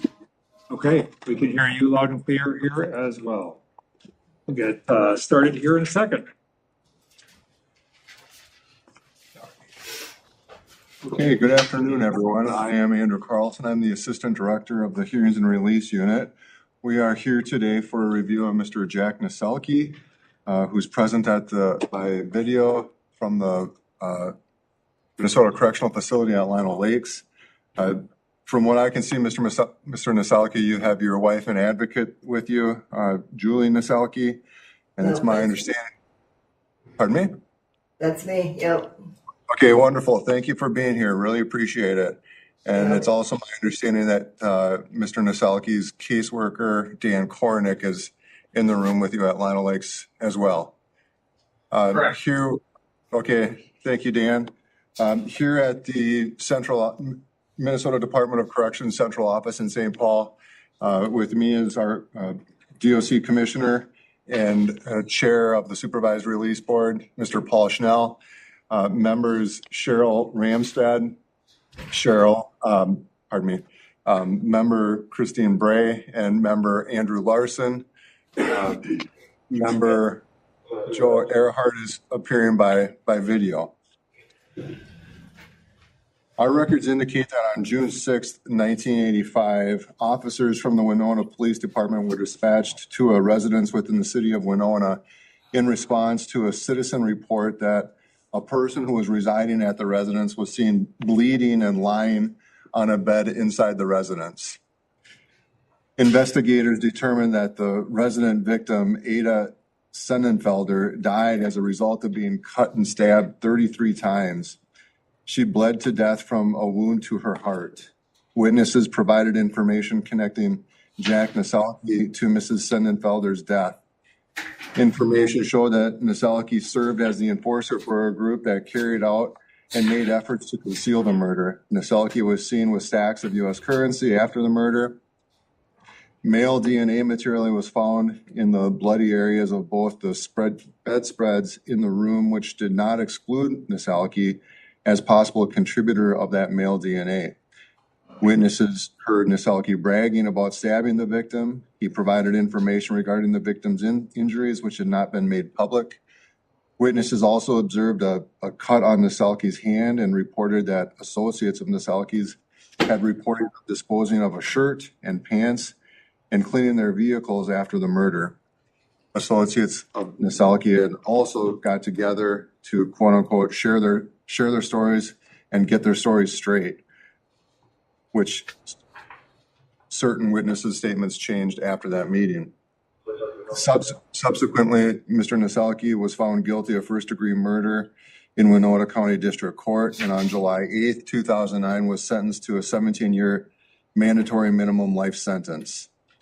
Mr. Naselke has served a total of approximately 19 and a half years of incarceration, and he became eligible for parole on September 17th, 2022. Mr. Naselke has had 2 prior reviews of his life sentence, and today's review is his first by the Supervised Release Board. Thank you, and I turn this matter over to the board. All right, thank you, Mr. Naselke. How are you today? I'm pretty good. All right. I'd like to just open the floor to you and ask you to start by talking about what it is you'd like to see happen as a result of today's meeting. Okay, well, first I'd like to just make a brief statement if I could. Okay. First, I'd like to thank you guys for this opportunity to come before you today. I am hopeful for today's hearing, but I'm always mindful that whenever we have these hearings, whether an appeal or a parole hearing, there is a possibility for re-victimization. I take full accountability for my actions, and while I have had a lot of time to work on myself, I also hope that Mrs. Sennenfelder's family and anyone who has been harmed has been able to find some healing over these past decades. My hope is that the board will see that I'm not the same person that made horrible choices in the 80s, but am a man who values life and is hoping to be able to reconnect with his family as well as find some type of meaningful way to give back to our community. I became a strong man of good character by applying good morals and virtues through striving daily to be a better man. The Redemption Project class taught me that there are 4 virtues in life: wisdom, courage, self-control, and justice. That the foundation of these virtues is the mind, body, and soul. Combine these things allow us to take control of our lives regardless of our circumstances, giving us the ability to be happy. Through these 7 things, we apply reason and logic. If we live by these morals, we gain respect and recognition in a positive way that most individuals seek in life. The military uses a code of honor. This code is: don't lie, cheat, steal, or associate with anyone who does. Unknowingly, I had adopted this code to my own life many years ago. I took it upon myself to not lie, cheat, or steal anymore. As a result of this, I distanced myself from those who had acted in those ways, focusing on family and building strong family bonds. Through living a life of good morals, my character began to change. Others recognized these changes, and I began to gain the positive respect and recognition that everyone seeks in their lives. Throughout my incarceration, I have strived to be a better man, not only for myself, but for my family and those around me. This is shown in my lack of discipline reports, my record of work, and my positive interactions with staff. Over the years, many individuals have come up to me and complimented me on my ability to diffuse stressful situations by exercising good judgment. Several have even said that their own lives have been enriched by getting to know me and the man of good character and integrity that I have become. I have worked diligently with my support network and various staff to come up with a comprehensive release plan that shows growth and plans for release. I have now spent 24 months in minimum so far, and I appreciate what I have gained by this step-down process and feel better equipped to rejoin our community at large. If the board does not feel me going straight home would be in the best interest, I have included a halfway house work release option in my release plan. And as you already know, my advocate today is Julie, my wife of 33 years. I'm beyond humbled to have her love and support and hope that the board understands our desire to have our family reunited. I'm aware that I can never make up for lost time with my family, which has been a tremendous struggle over these past decades. But do, however, long for whatever life there is left to be able to be spent being a husband, father, grandfather, and brother. Thank you. So the gathering just from your statement there that your preference, your goal, your objective would be to have the board grant parole and release you home, but you've provided another option. Yeah, I kind of think that probably most everybody that comes before you guys, that's their preference, is to go home. But I also understand that sometimes there's a process that needs to be, worked through. But yeah, I'm open to whatever. I mean, ultimately, I would like to go home. But so. Why should we believe that you're not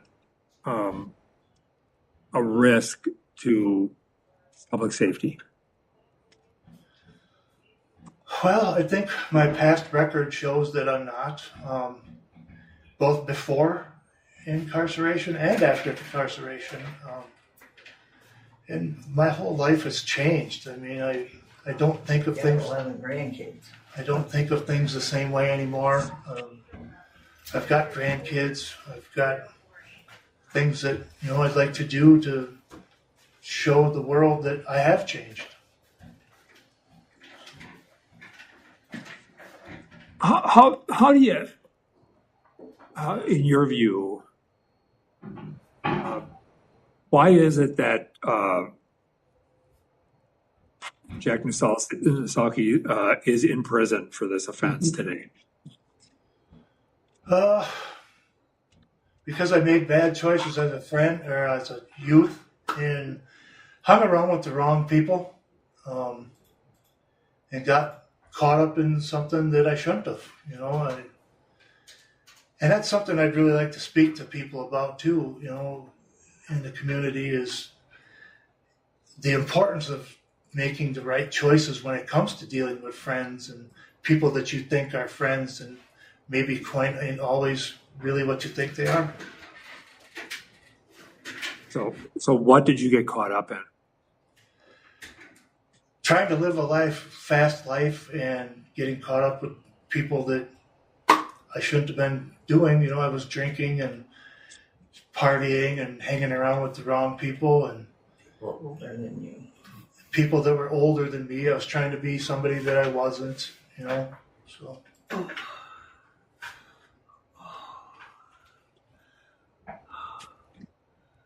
How many years were you out between the time of the offense and the time of your conviction, roughly? Roughly about 24 years.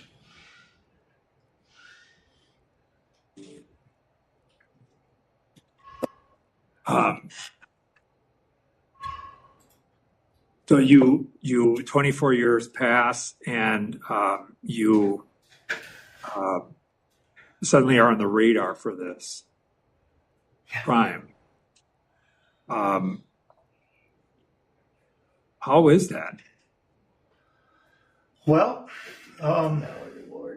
it was a $50,000 reward that was offered, and it's kind of a long story. I mean, we're going down a path here now that I didn't think this was about, but the door's open here. So after all them years, they reopened this case because there was a detective that was getting ready to retire, and it was his only unsolved case. And they went around and re-interviewed people, and nobody remembered anything, you know, and that made them frustrated. So they came back about 9 months later and said, hey, we're just following up, and we've been hearing this and we've been hearing that, and we heard that you know this and we hear that you know that, which was all made up. Nobody said anything like that. And then they started more or less threatening them other people, saying, well, you know who the prosecutor is. He's willing to solve this case no matter how it happens. And everybody's like, yeah, well, I understand that, but I don't know anything, you know. And I told the truth back in 1985. I don't have anything new. And then they say to him, they say, well, you're in this up to your neck. And they're like, what do you mean? They said, well, you're hanging around with this crowd of people every day. You know something. We know you know something. And everybody said, no, I don't, you know. And then they tell them some more things. You know, the investigators kept telling these people things. And eventually, these things that they kept telling them all of a sudden became facts, you know, and a few of them even said, if you read the trial transcripts and the police report transcripts, they said, I'm starting to get the picture, tell me some more, you know, and it's, I don't know, it's frustrating, so I don't understand it, but I mean, here we are. I mean, I've had to deal with it, and I don't know. So part of a $50,000 reward. What is it that you know, when you talk about the changes that have made? What specifically are those? Well, I've become more patient, more understanding, and like I said, you know, I practice honesty now, no matter how much it might hurt sometimes. You know, I mean, it's just best to do that. You know. Together. Excuse me. I said you've been doing that though since we've been together. Well, I know that's part of the changes. So, but it's just I try and do the right thing. You know, I mean, sometimes it comes at a cost to me. and sometimes it don't. So.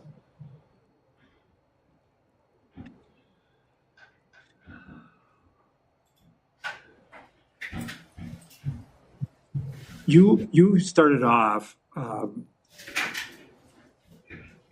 by talking about the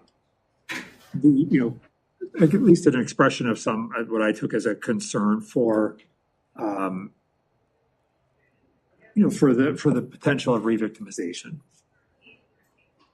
And I believe you said that you take responsibility, and I guess I just want to really have a clear sense of what do you take responsibility for? For my actions, and like I said, there was things that I've done that may have contributed to this. I don't know for a fact that they did, but we were involved in getting Mrs. Sennenfelter to change her statement against James Bolstead and things of that nature. So, what group were you involved in? The Bolstead family. At the time, my girlfriend was June Bolstead, and then she has several brothers that were partiers, and that's who I was hanging around with. So.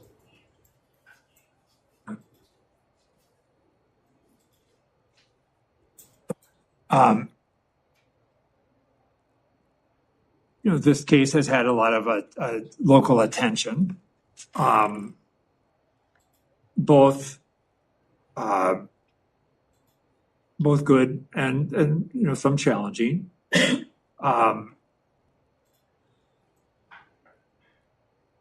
What would it be like to go back to that community? I don't know. I don't think has a problem with him. We live right in the same neighborhood. Ma'am, right now I want you to just stop talking. Just stop talking while I'm asking questions of your husband. I don't think that the community, at least the people that I associate with, would have any big problem with it. I'm sure there's always going to be someone that has an issue. I ran into that even years later from things that happened when I was a juvenile, but eventually them people changed after they seen that I was changing, so.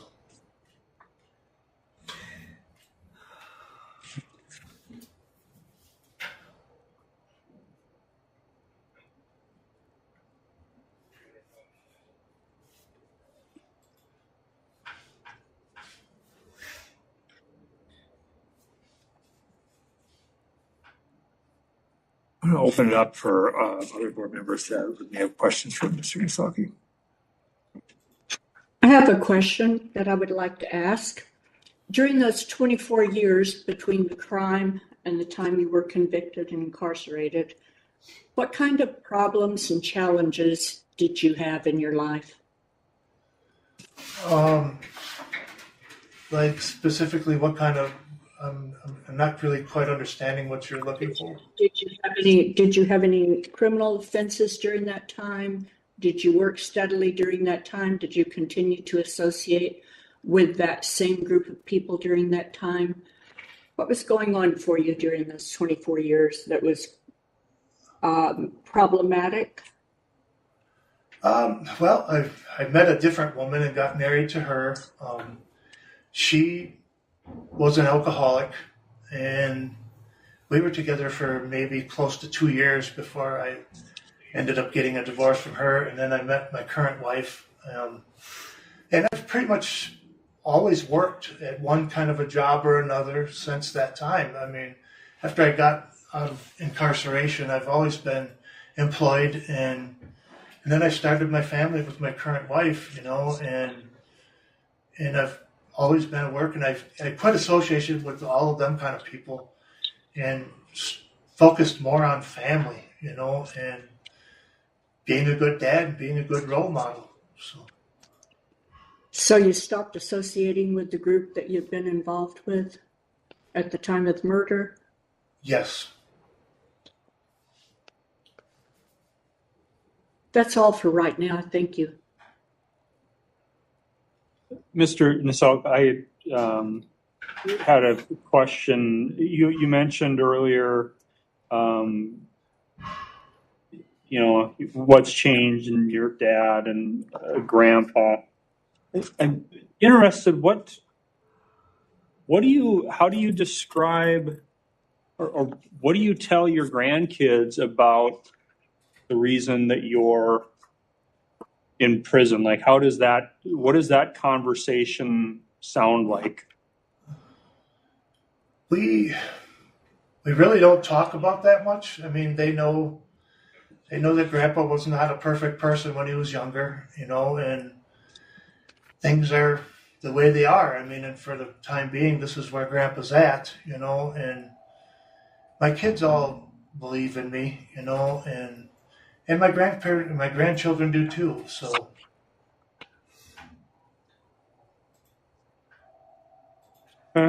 One other question I had. So I think I had noted that I think you had been through SUD treatment in kind of the mid 80s, maybe a couple of different bouts, but that you didn't really fully apply that information until your current incarceration. I think that's the way I wrote my notes, and maybe I'm not fully capturing that. I mean, are you able to elaborate on that? Like, what was the difference? Like, what prompted you to start fully kind of applying the information you learned from those earlier treatment programs? Does that question make sense? Kind of, but okay. I think you kind of missed it a little bit there. I may have. In 1990, I think it was, I got a DWI. Maybe it was a few years after that. And after that, it's just like, you know what? I'm done with this. I'm not drinking no more. I mean, nothing like that. And then eventually I ended up getting a job where I had a zero tolerance for drugs or alcohol. And the job was more important to me than that kind of stuff, And I just, like I said, I contributed to as I grew up, and I had a family to take care of, and I couldn't afford things like that. And not only that, I didn't want to. I mean, I wanted to be with my family, not in a bar with a bunch of idiots, for lack of a better word, I guess. So. Okay. Oh, I appreciate the clarification. And to your point, I may have kind of jumbled that up in my notes, but that was helpful. I have one more question I'd like to ask about the interim period. Sure. In 2008, you were found guilty of terroristic threats and reckless disregard. What was that about? That was the day the cops came to my house. That's another whole long story thing. They came to my house with a search warrant. They said they needed DNA. I had just came back from driving over the road. I was gone for like 12 hours. I had just gotten in bed, and here they came knocking. So I answered the door. They let me come in. They let me go out. They let me come in. They let me go out. And it just was a frustrating thing. I was tired. And I actually ended up pleading guilty to that just because the plea that they offered me, I had already sat the amount of time that I wouldn't have gotten no more time out of it. And that just put the focus off of that and was able to move on forward with the murder allegations. So I was accused of,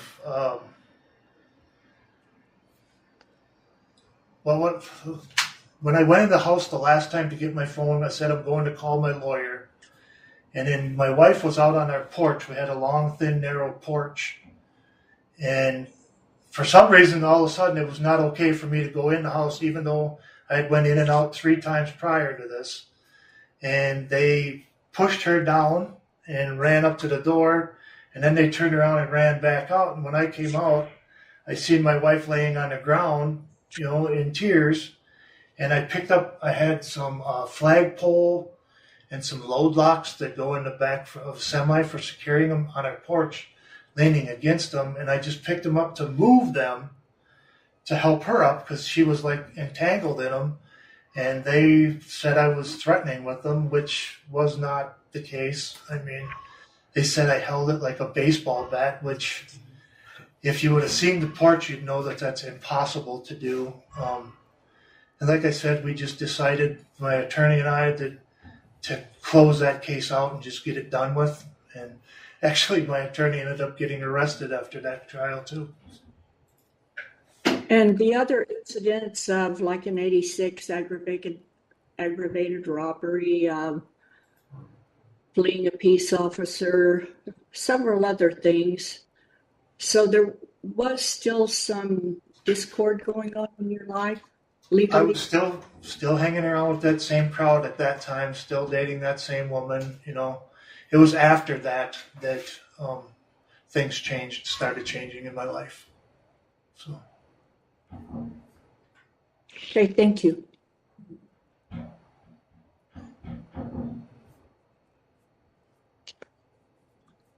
Other questions?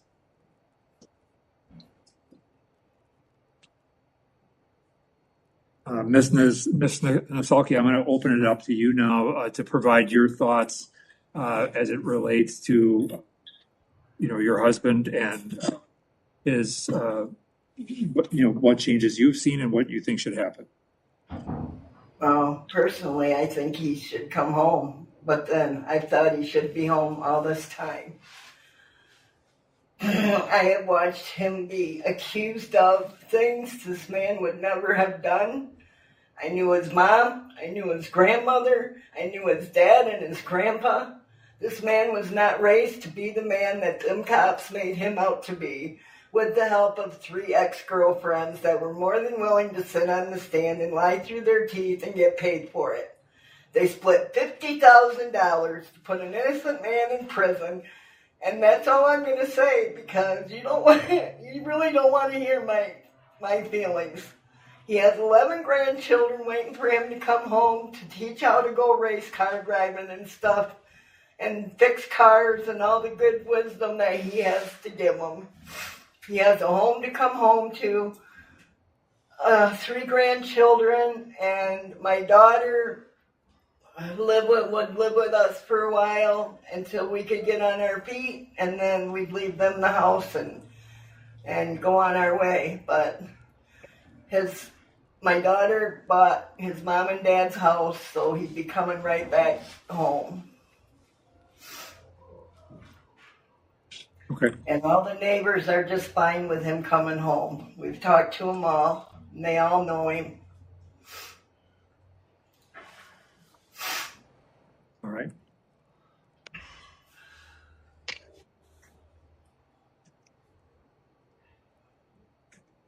All right, thank you. At this point, unless there's any other questions, I'm going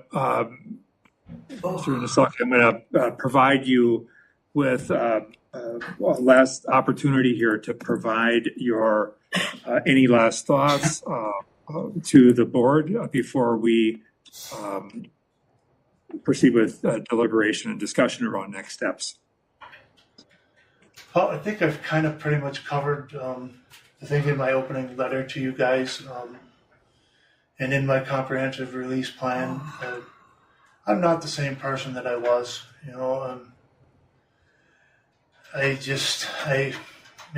don't know how to express that I'm no longer a threat. I mean, I just don't know. I mean, I'm a man of God. I'm a man that values life. I'm a man that values family. So, and I just pray that you guys can see that. I'm sorry for the movement, guys, but my back is just junk. Yeah, I apologize. My wife is disabled. She has both hips replaced and back injury from when we were driving truck together. So. Yeah, no problem. And if you need to stand or anything, you feel free to do so. You're welcome to. All right.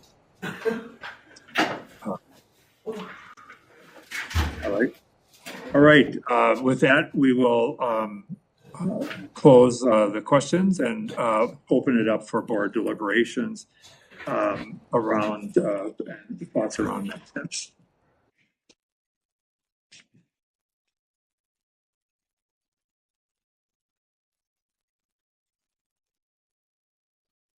It's in Mr. Nosaki's favor that he was out 24 years and didn't commit any acts of violence. At least that's how it appears to me. And since I am primarily concerned about risk to the public, that would be a good reason to let him step down from, let's see, you're currently in minimum and working at Lino Lakes, is that accurate? Is that crew? Yeah, Aqua crew. And what is it exactly you were requesting to go to a halfway house, Damascus Way near Winona? Rochester, I think. Rochester. Yeah. In Rochester, but nearer to your hometown. I would be in favor of that, of stepping down and preparing to go to a halfway house. I agree. Yeah, I always, and we've talked about it here, there's the struggle of, you know, since there's still some admission of like, I didn't do, like, that's a struggle for me. I mean, it just is. However, as has been mentioned earlier, the correlation between that and risk, I don't know that much of a correlation, if any, exists with that. On paper, like, limited discipline, like, I think has done a lot of really good stuff, involvement in the redemption project and kind of getting that going. The feedback from correction staff, I think it's just really positive. I mean, it sounds like you've been very successful in the 2 years of minimum placement. So I too would support. I'm always going to, I like that continued progressive step down kind of method. I mean, that's something that I'm typically going to be more in favor of than just a straight release. But I too would support the work release halfway house placement option. I have one question about work release. Option 1 in the 2/12/25 memo created by his caseworker says, if his health improves to the point where he is able to be off-site for a full day's work, he could potentially be considered for ICWIC. Do we know about his health and whether that's a realistic option? I didn't see, I saw he has two things. He has this ulcerative colitis and then he has this other blood disease that has been discovered. And I didn't really see whether he's equipped to go out to ICWIC. Yeah, I think he is working on that maintenance, vehicle maintenance Power stuff. shop, I think. Yeah, and has not been able to do outside crew stuff, but yeah, has been working on with the mechanic there.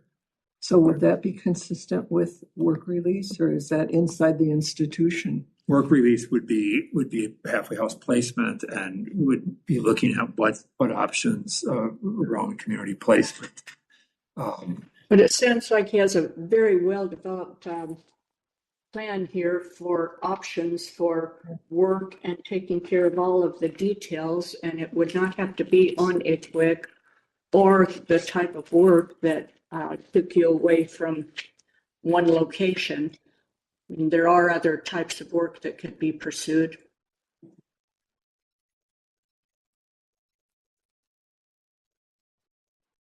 When I Because read right the now file, would work out.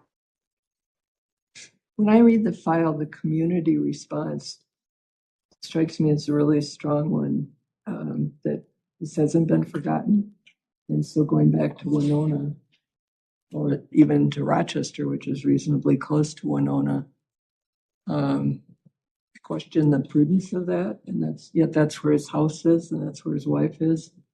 But it seems to me that the opposition is pretty strong there. I would just say that. To change. Go ahead, Joel.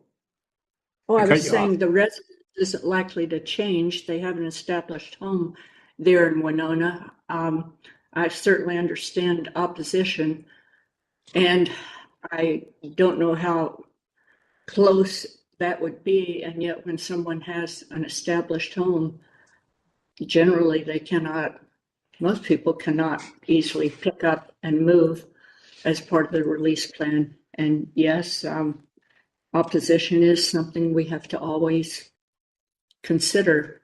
But in this case, I don't see a good alternative except to say, nope, you can never go home. Or perhaps a transition that wouldn't include his being so close to home, so that he'd be out in the community, not so close as Rochester is to Winona short term, where he's likely to be showing up in Winona more often than not. I think that during work release that could be managed to keep him, to limit his ability to go there. I'm just going to say that I'll be honest, I struggle here, and because I don't want to take away what the time be prior to his conviction and the time and what he's done since. At the same time, I struggle because I hear I don't know again some of the strange walk around accountability and but not responsible. And number one, and number two, I am concerned about community impact, and I'm concerned about the behavior at the time of his arrest and the subsequent conviction related to the terrorist threat side. That concerns me. That said, I mean, he is in. He has served out that sentence. The minimum done now beyond the mandatory minimum. But I'll just admit that I'm struggling, and that's just me.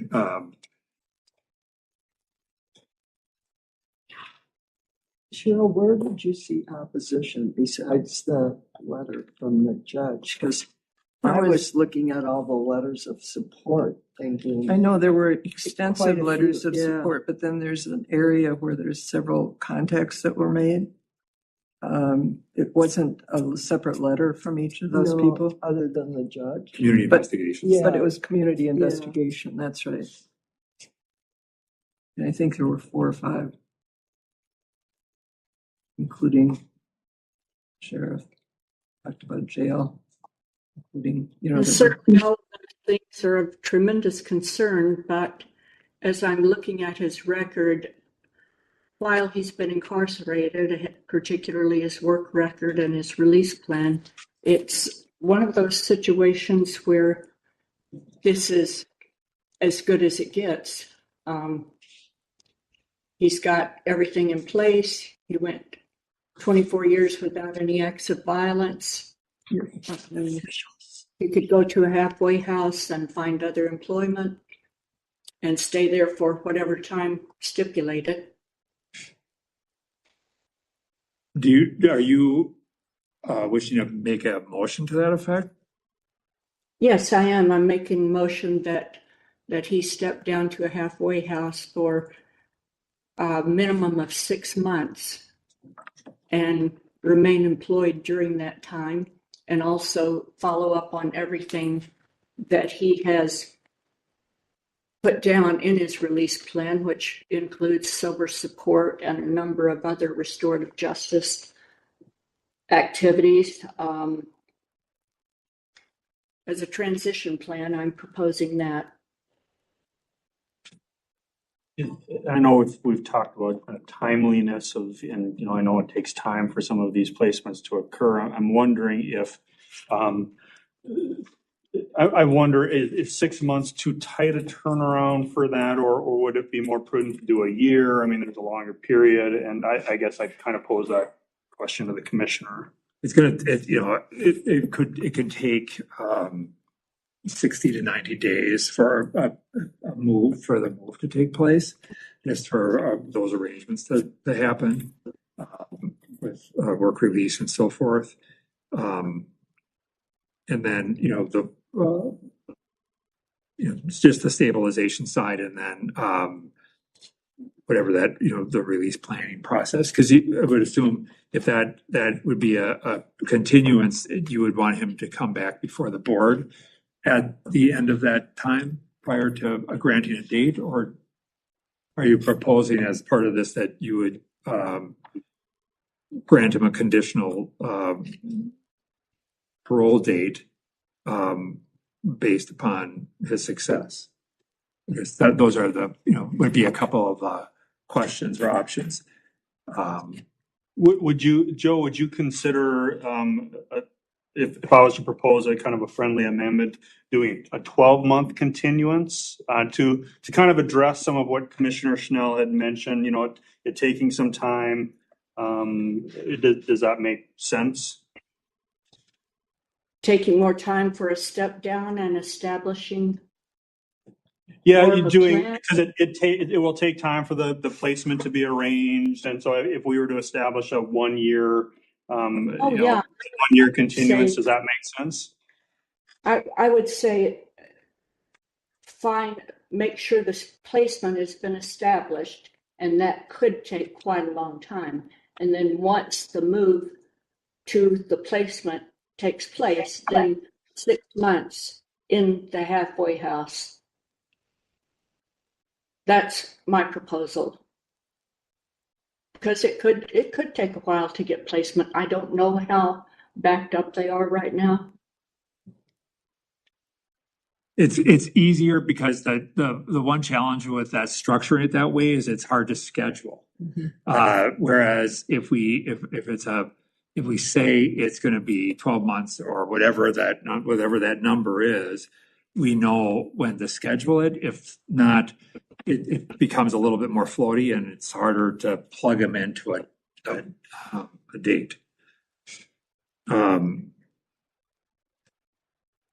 So I guess the question you're proposing, Joe, would you be comfortable with a 12-month? So there's two pieces to this question: to 12 months, as opposed to make the arrangements and then 6 months, because just harder to schedule on that side. Number one. You are more familiar than I am with it, so I wouldn't be opposed to that. Okay. And then I guess the second part of that question is, are you effectively wanting to grant conditional parole, assuming he is successful on that work release placement, or would you want to have him come back before the board for the board to review that and determine if there's any other conditions that need to be made? Considering the numerous commitments he's made in his plan, I would say grant a conditional parole if it's all accomplished and followed up on as stated.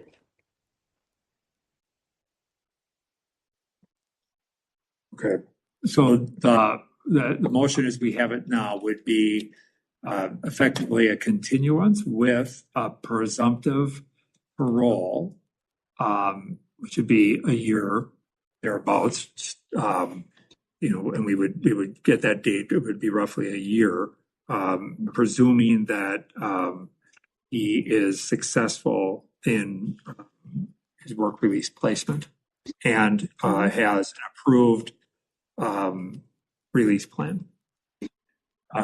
So does it come back to us in like even a non-appearance, or like we're just establishing a 12-month Effectively, we're establishing a 12-month, not come back, but really he's going to have roughly a date today. Gotcha. So would the release be 12 months with the work release or the placement in the halfway house sometime between now and that 12-month period? Yeah, so he would, we would make arrangements for that move whenever that could be arranged to the halfway house. And let's say it's 90 days, something like that. He would then have roughly 9 months if we could get it arranged, and assuming that he is successful with work release, the way it's structured, we're effectively granted kind of a presumptive parole conditioned upon success in work release. So that's the motion. Is there a second?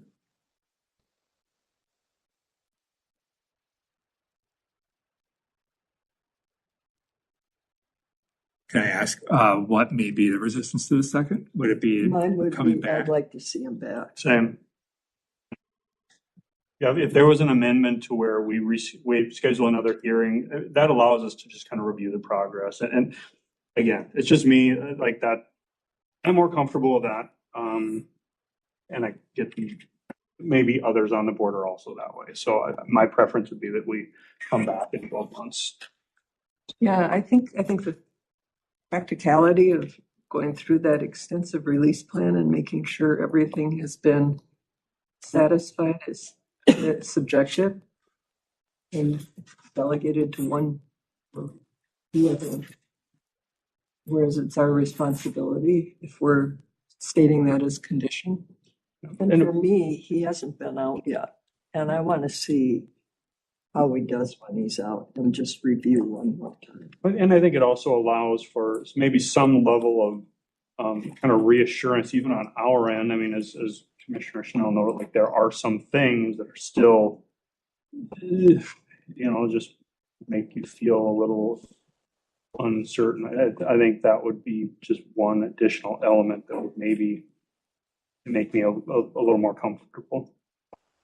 So, Joe, you've heard, it sounds like just taking the temperature of the water, that the motion, your motion was to grant presumptive parole conditioned upon.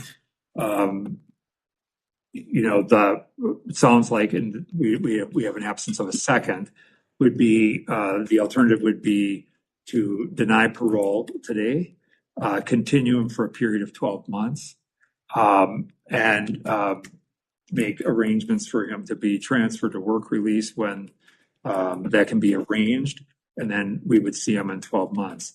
I don't know what your thoughts are about your comfort with looking at that as a motion, but we don't have, right now, we don't have a second. So it's not on you to make that change. Anybody could move something at this stage. Any thoughts on that, Joel? Like, would you be? I wouldn't be opposed to seeing him again in 12 months. Of course, I always look at it as in the community, there would be very close monitoring of behavior, but I certainly wouldn't be opposed to bringing him back if that is considered to be a good cautionary thing to do. So, I mean, I would be willing, I mean, if, I know we didn't get the second on, I would be willing to make the motion as you just described, where essentially, much like what Joe had described, the one difference being come back in 12 months to see the board again. Yeah, you're denying parole today, continuing for 12 months and come back.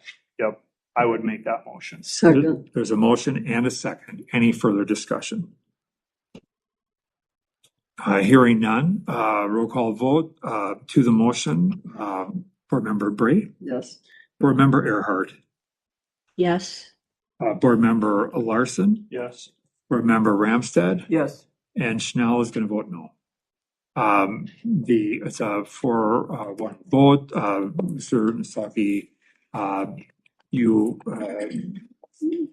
heard what the plan is that we will begin arrangements to make a move to work release placement, and you'd be coming back before the board in a year. And, obviously the expectation would be that, not that I would anticipate any problems, but that you would remain discipline-free in that time and follow all the rules of work release. Any questions about that? No. Okay. All right. I did have a little bit of clarification for the one young lady there. She talked about the ICWIC thing, if my health was providing it. My health has gotten better with this new medication I'm on. I'm not 100%, but I just need to be near a bathroom. And some of the ICWIC crews that they have here at this facility, there's not always a bathroom readily available. That's why I did not think ICWIC would be appropriate. So, okay. All right. Excellent. Thank you. Good luck. Thank you. All right, we're moving on to Mr. Wilford. That'll just take a minute. We're still at Lionel, I think. Switch out the room there.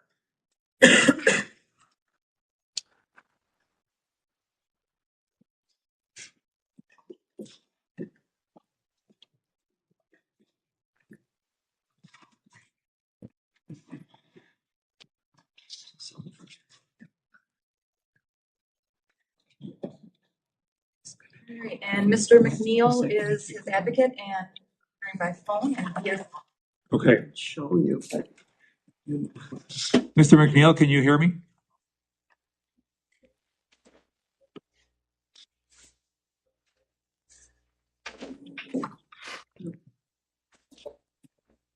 Mr. McNeil, are you there? What is that code? Sure am. Okay, good. All right, we got you. Okay, wonderful. Good afternoon, everyone. I am Andrew Carlson. I am the Assistant Director of the Hearings and Release Unit.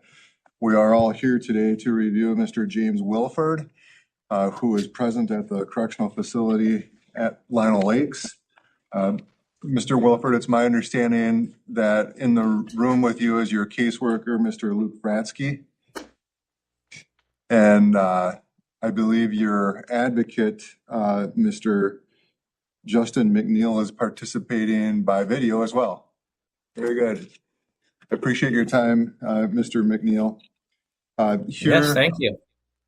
Okay, thank you. Here at the Minnesota Department of Corrections Central Office in St. Paul is our DOC Commissioner and Chair of the Supervised Release Board, Mr. Paul Schnell, along with board members Cheryl Ramstead, member Cheryl, Christine Bray, and member Andrew Larson.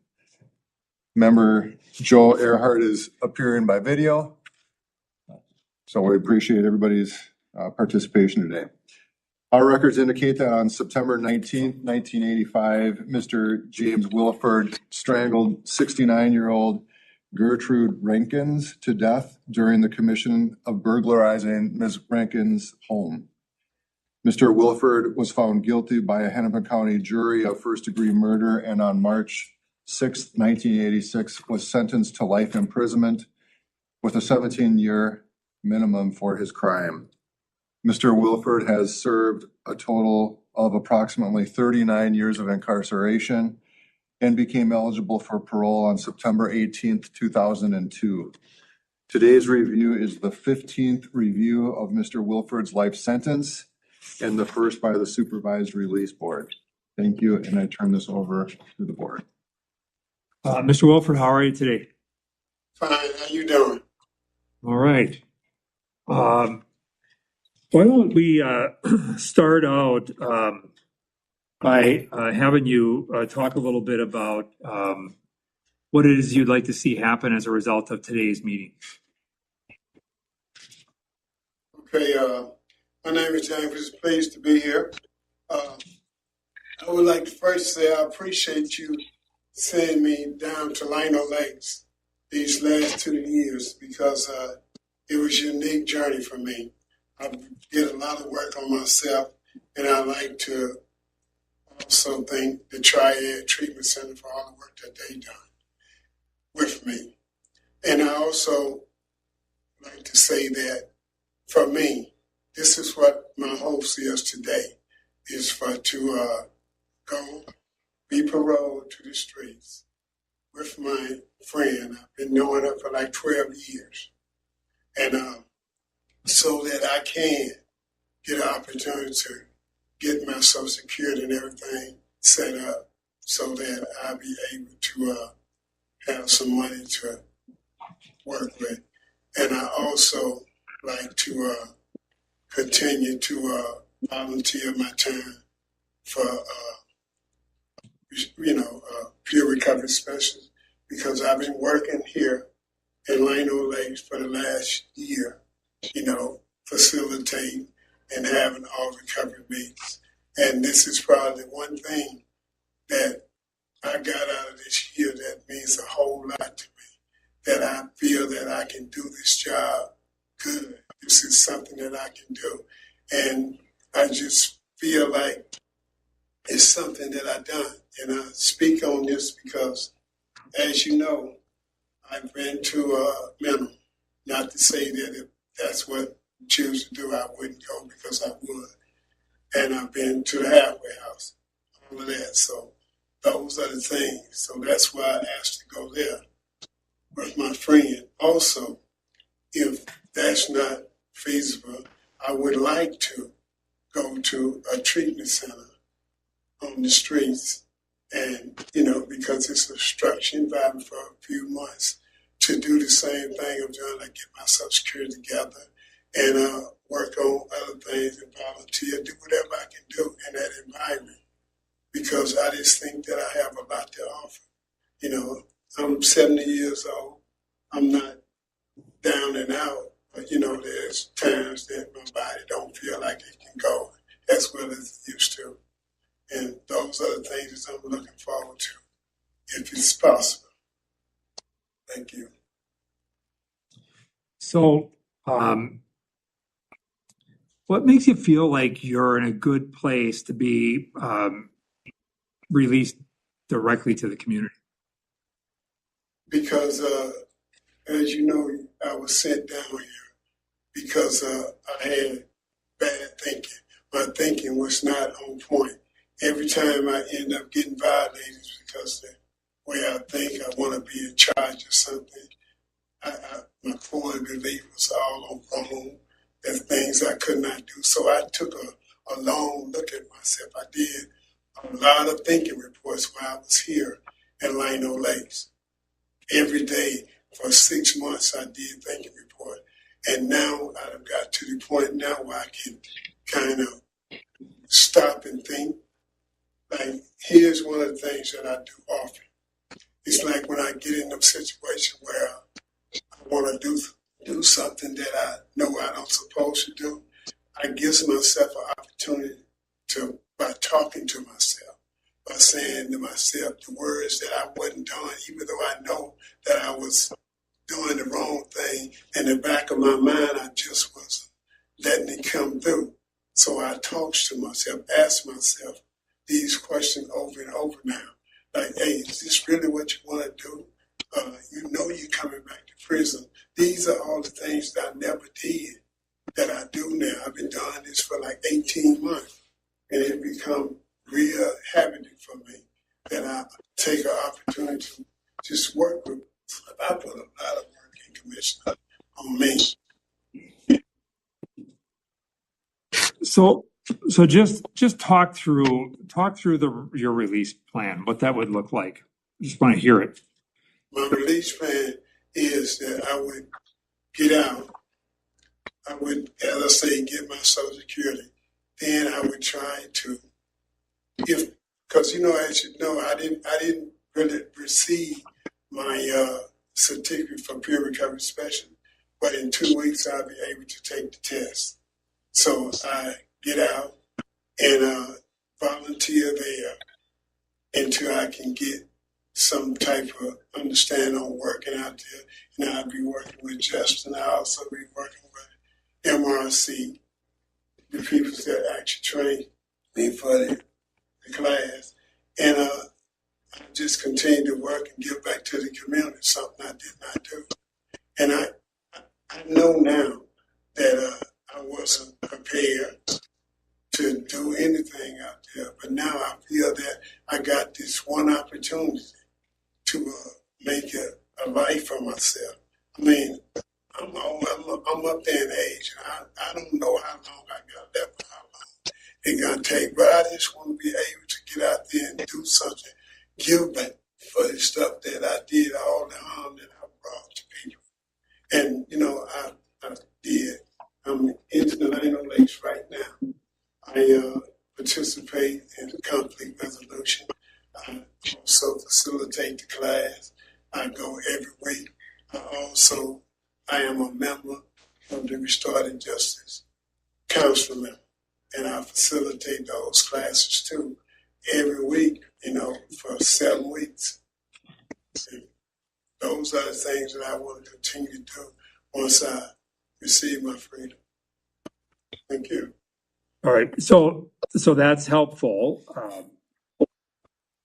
I just got to say that, you know, well, I really appreciate the fact that, the changes and the things that you've done there at Lino have been really positive, and I really respect it.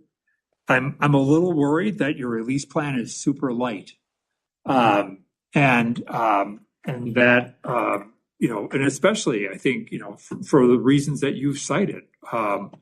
You know, having Social Security and all of that stuff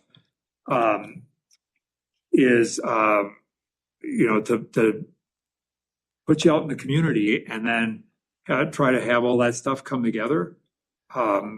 That's a lot. And, you know, you know, I think you can agree when you go back and look at some of the challenges along the way. Now, I agree that you're in a different place than you are now than you may have been at some of these other times when, you know, you were moved out or, you know, to the halfway houses or whatever it was. You're in a different place. That was some years ago. But at the same time, you know, you got to have a place that's, you know, that you can land. You know, there's, I noted in your letter, you talked about New Way, and there's some challenges there, and, you know, there may be other options, but what I don't want to do is have a transition plan that is like really short and then leave it up to figure it out when you get out there, because it's really hard. And I, you know, I worry that it puts you in a, you know, it sets you up for failure, is my worry. Not because you're, because you want that or anything like that, but just because you've been down a long time now, and that transition is not a small one, and it's not as though you're walking out as a 40, 50-year-old or a young 60-plus-year-old like myself. That's a joke, by the way. That you know, having a plan is going to be really, really critical. And I'm sure we'll hear from Mr. McNeil here, and who will say, you know, that he and his organization would certainly help with that plan, but. I don't want that plan to be a hodgepodge that doesn't have some stability to it. And I'm not saying that anybody would want that either, but given the Social Security stuff and just the time it could take that to happen, and you know, there's some pieces of this that have to be thought out. Any thoughts or reactions to that? I don't know if the lady I've been knowing for 12 years, she have offered me a place to stay with nothing until I get my life together. So she had offered that up, and I appreciate it. I've been knowing her for all these years. She's been by my side all of this time. So, that was one of the things that I understand what you're saying about getting everything in pieces together. But that was one of the reasons why I wanted to go there, because I wouldn't have that type of pressure on me to make those changes. I think that I appreciate that, and I appreciate her being willing to do that. I think it's one of the things that, we would really need to have a sense of, like, more clearly what that plan would look like. Let me ask this question. Yeah. If you were to have a period of transition into out into work release in a halfway house to get your feet under yourself, to get a plan put together, to get Social Security stuff figured out. What was your reaction to that? I probably didn't, and I apologize for not saying anything, but I would do it, and it would be a challenge for me because I would like to take that opportunity to make sure that I got all this together, that I would be happy to. I would be happy to move forward in any capacity, sir. That's what I'm saying. I done came a long way, and I know I have a lot more to do, And I'm just saying to what I want to do, but hey, I am open, and I would go and I would do whatever I need to accomplish what I need to accomplish. And I know that if I went to work release, I could do it. I could do the same thing, and I'd be more than happy to go. Anyway. Okay. I'm going to open it up to other board members with any questions that they may have. Mr. Wilford, our packet didn't include some of the information from previously when you were, put in a halfway house or work release, like what were the circumstances where you ended up having to come back? And I think I had read, like, kind of self-sabotaging, like what happened there? What happened there is I went through this a lot.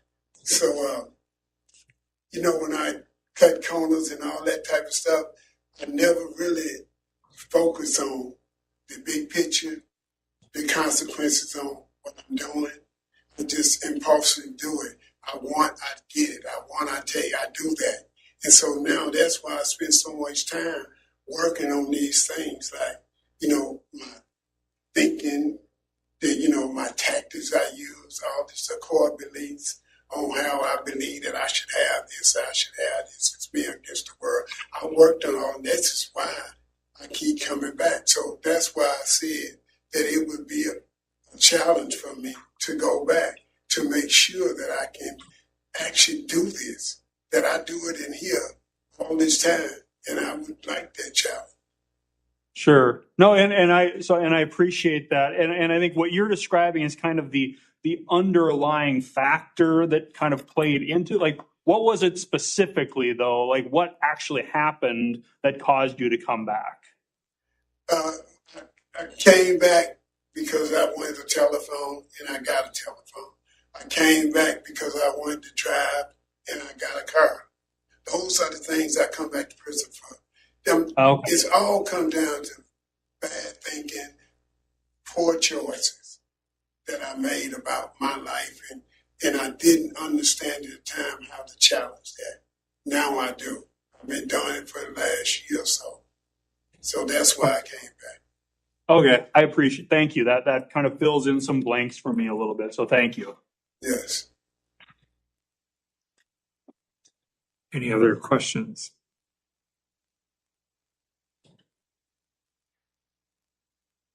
I'm going to turn to Mr. Go ahead. One question. Mr. Wilford, when you eventually do go back to the community, I was wondering if you intend to work to supplement your Social Security income. Yes, I get a part-time job, whatever I can, how much work I can do, I would do something. I intend to do something, to help supplement whatever I need. I don't intend to just sit around and don't do nothing. I still do little swamper jobs and stuff. I still work. I got a good work ethic. So I will be doing that. That's important. One more quick question about treatment. Was March of 24, was that the first time you had fully completed a chemical dependency treatment program? No, I did. That was my second time. I completed in Stillwater in 2004. Okay. Well, what was different this time?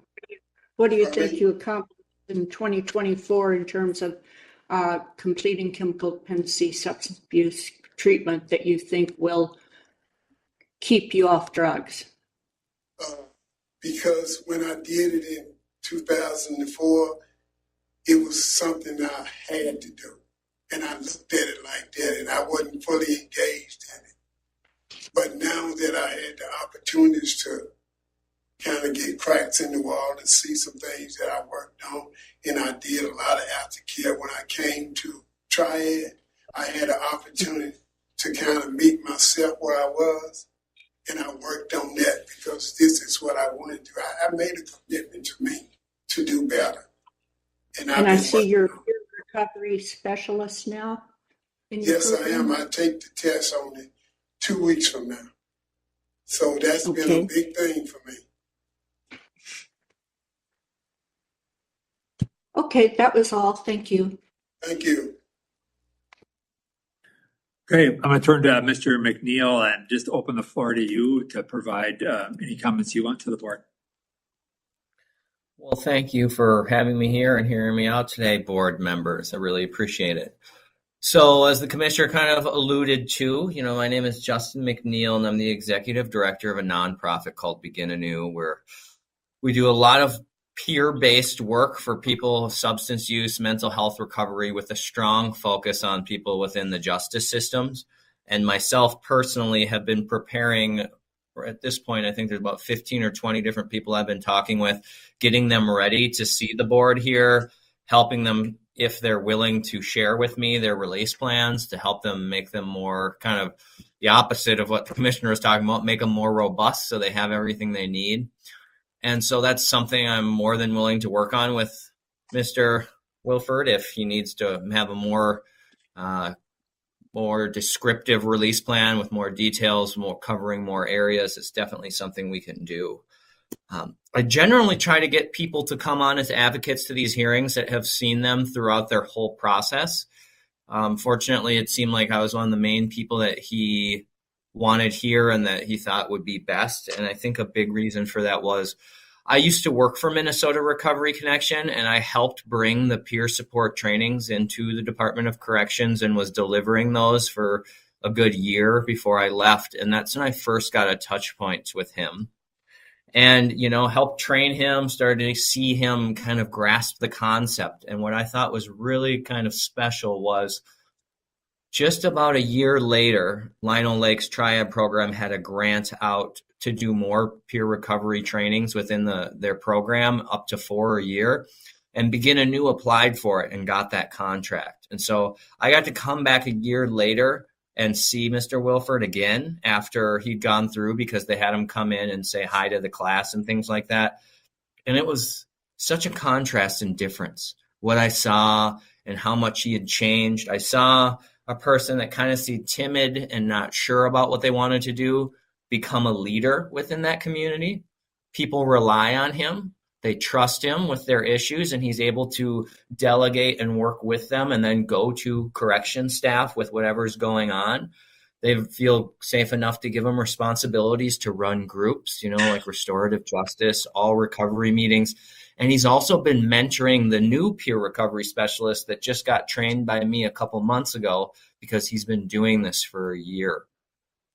And I think that knowing a lot about peer recovery, because that's the work I do, I think a lot of those skills help transition when someone goes into the community. It teaches you to be a critical thinker. It teaches you to think outside of yourself and help others.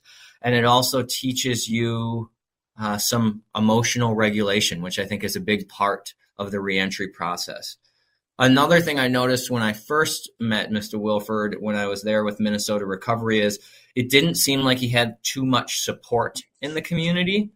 And then after going through that training, he has a ton of support with Minnesota Recovery Connection. He can go there, he can volunteer, he can meet with their recovery coaches, get connected to resources, help build out his plan. And then in addition to that, he's got myself and my organization that can help him with very similar things. And then it also sounds like he has a few other good support people in the community. And I'm really open to just looking at the amount of time he has spent within a facility and the violations he's had. It's very clear, like everyone said today, that there is a lapse in thinking. And so that's going to be super important for him, and super important that he has people he can call and that he actually calls them when he's stressed out.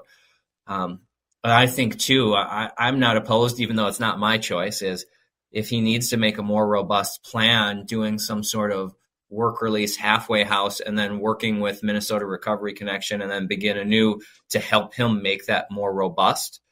And I've actually created a reentry plan that I give to guys who are coming to see this board that helps them think about all the information maybe they should have in a plan. And I'm more than willing to sit down with him and work through that so that it's more robust, because I think I do agree with the board as well. It's about having a plan that covers lots of details. And then importantly, how are you going to deal with times when you're stressed out, and who are those people that you can rely on and actually call in times of need? Because that would appear as his history is, I get stressed out and I go back to crime. And that's very common when you don't know how to live in the community. And I think that's one of the biggest differences. The two biggest differences I've seen is he actually has support, and that he has a desire for recovery now, instead of just being voluntold by the DOC to go into this programming that you have to do it. It seems like it's a desire for him now. And that's all I've got. Thank you. Thank you. We appreciate you being here, and we appreciate your support of Mr. Wilford and others that you've are helping. Mr. Wilford, I want to, before we have some conversations about next step, unless anybody has other questions for him, I'd like to just give you one last chance to kind of talk about, to make a statement before the board, before we kind of talk about next steps. Anything that you would like to add? I'd like to add that I appreciate for you guys seeing me, and I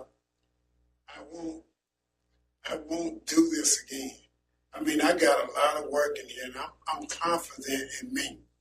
I believe in me. I'm not afraid to take a step forward, to step out of this square I've been in all my life. Willing to learn, willing to taking faith and putting it in front, and knowing that with the people that I believe in, that I had to help me. Like, I mean, I can never ever speak highly enough for the treatment center that called Triad, because I sit and watch those people for 18 months walk up and down them buildings when it was cold, snowing, and I mimic myself. And I want to stay out. I want to do right. And I know they want me to do right. And I would never do anything to mess that up or take away the faith that they put in me. And that's all I got to say. Thank you, Commissioner. Thank you. And I just want to say this, Mr. Wilford, you know, you've met along the way here, and you sound very different, and in a positive way. And I really think it's important that you hear that, and that, you know, I'm excited for you. That it, you know, that you got to this point, even with the peer recovery stuff. It's just, I think it's cool that despite you being a young 70 or whatever it is, you're there and you've participated in that program. So I just want to call that out and acknowledge that. All right. With that, we'll open it up for the board to talk about next steps for Mr. Wilford. The only concern I have is the same one that you talked about, his release plan. So I'd really like to see him go to work release, get that all figured out, and then go for Pearl. I tend to agree. The current release plan, I think, well established. Like it kind of lacks some details. It's a little bit of all the eggs in one basket. I think that developing a comprehensive release plan that has backups to kind of eliminate potential obstacles, so that if something happens, because life happens and things don't go as you plan, that it doesn't derail as I think has maybe happened in the past. So I think really working on that would be important. I don't have the advantage of having a history, Commissioner Schnell describing how different it is. Certainly that goes a long way with me personally. I think really nicely done in terms of board interviews. So I too would be in support of kind of that step down transition and just really working to, put a release plan in place that addresses some of the things that may happen, some backup plans in the event that housing falls, just those sorts of details. I think that would be extremely helpful for me as a board member. I would like to see that any such proposal or motion include working with Justin McNeil on, so he has a place to go. Otherwise, it's just, kind of vague. And if he has, we've heard Mr. McNeil, he seems very sincere, he seems well experienced, and he has a relationship with Mr. Wilford. So I think this is the appropriate connection to make, and to include that in any motion would be my preference. Justin, go ahead. I would just say quickly, I'd be more than willing to do that if a motion was put in to make sure that I either show up to the halfway house work release and sit down with them there, or just schedule an appointment somewhere where we can pen and paper, start looking stuff up and make a more robust plan. We appreciate that. So I'd like to make a motion. Yep. And I, Pearl, today move him to work release with some of the conditions that we've talked about, primarily really develop a solid release plan with this advocate and others. And I guess based on the last case that we heard, continue for a year to give time for all of that to happen. I think just in terms of response, because again, it could take, like we talked about, 90 days or so to get somebody moved out into work release. But then I think, just even getting Social Security issues, that's not always super easy. And then, some of those things together, because I think that's, and I really appreciated, Mr. McNeil talked about, that release plan is not just about where you live and what you're going to work as, but it's also about like, who's that support network and who do you call when, and literally having that laid out in the detail, I think would be helpful. And I also think that, work release can be a way for, this is an opportunity for Mr. Wilford to prove more than anything to himself, that work release can be different than it has been in the past. And so, assuming that he did well and came back and was able to talk about how successful he was in work release, I think, it would be a very different conversation in terms of getting him out. So, I think there's a motion, and is there a second? Second. Motion and a second. Any further discussion or things that people would like to add? Hearing none, we'll do the vote to the motion. Board Member Bray? Yes. Board Member Earhart? You're muted. You're muted. Is that a yes?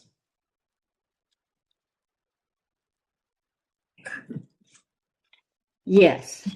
Perfect. Board Member Larson? Yes. Board Member Ramstead? Yes. Schnell votes yes. It's unanimous. Mr. Wilford, here's the deal. So we deny parole today, which is just technical, right? Because what's happening here is we're moving you. We'll get you a letter with this too, but we'll get you moved to work release as soon as that can be arranged.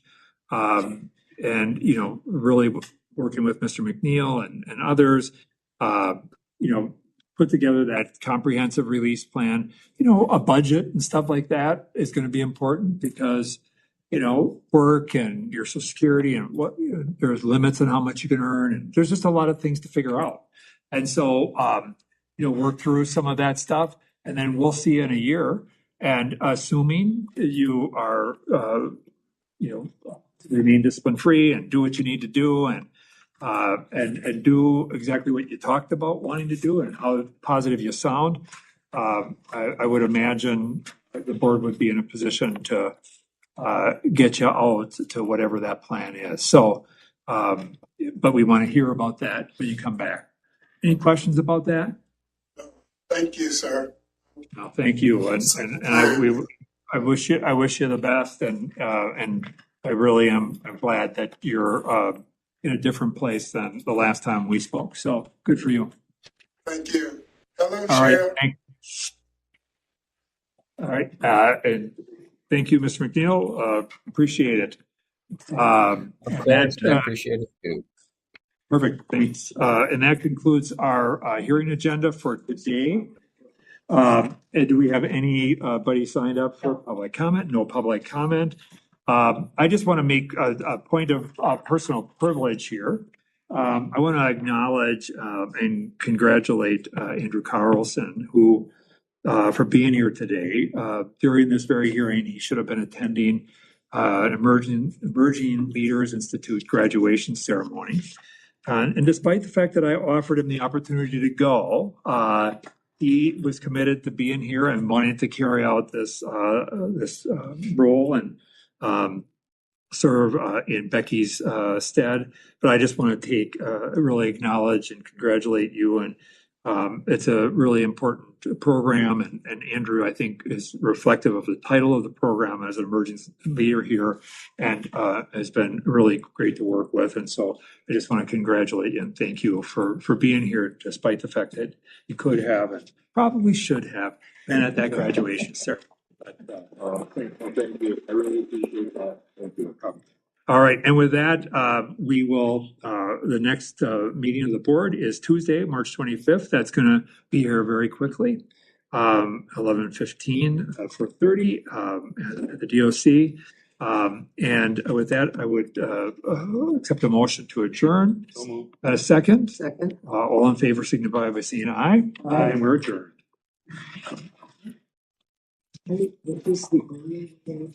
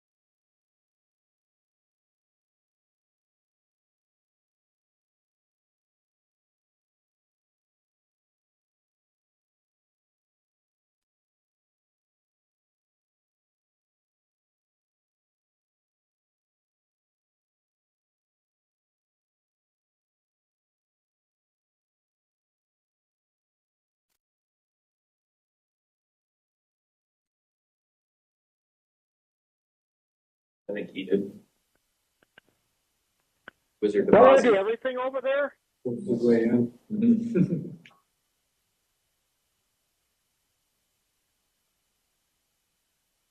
One tries.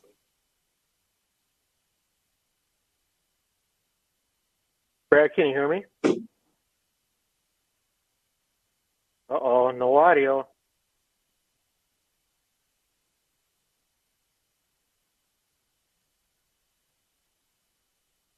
Hello?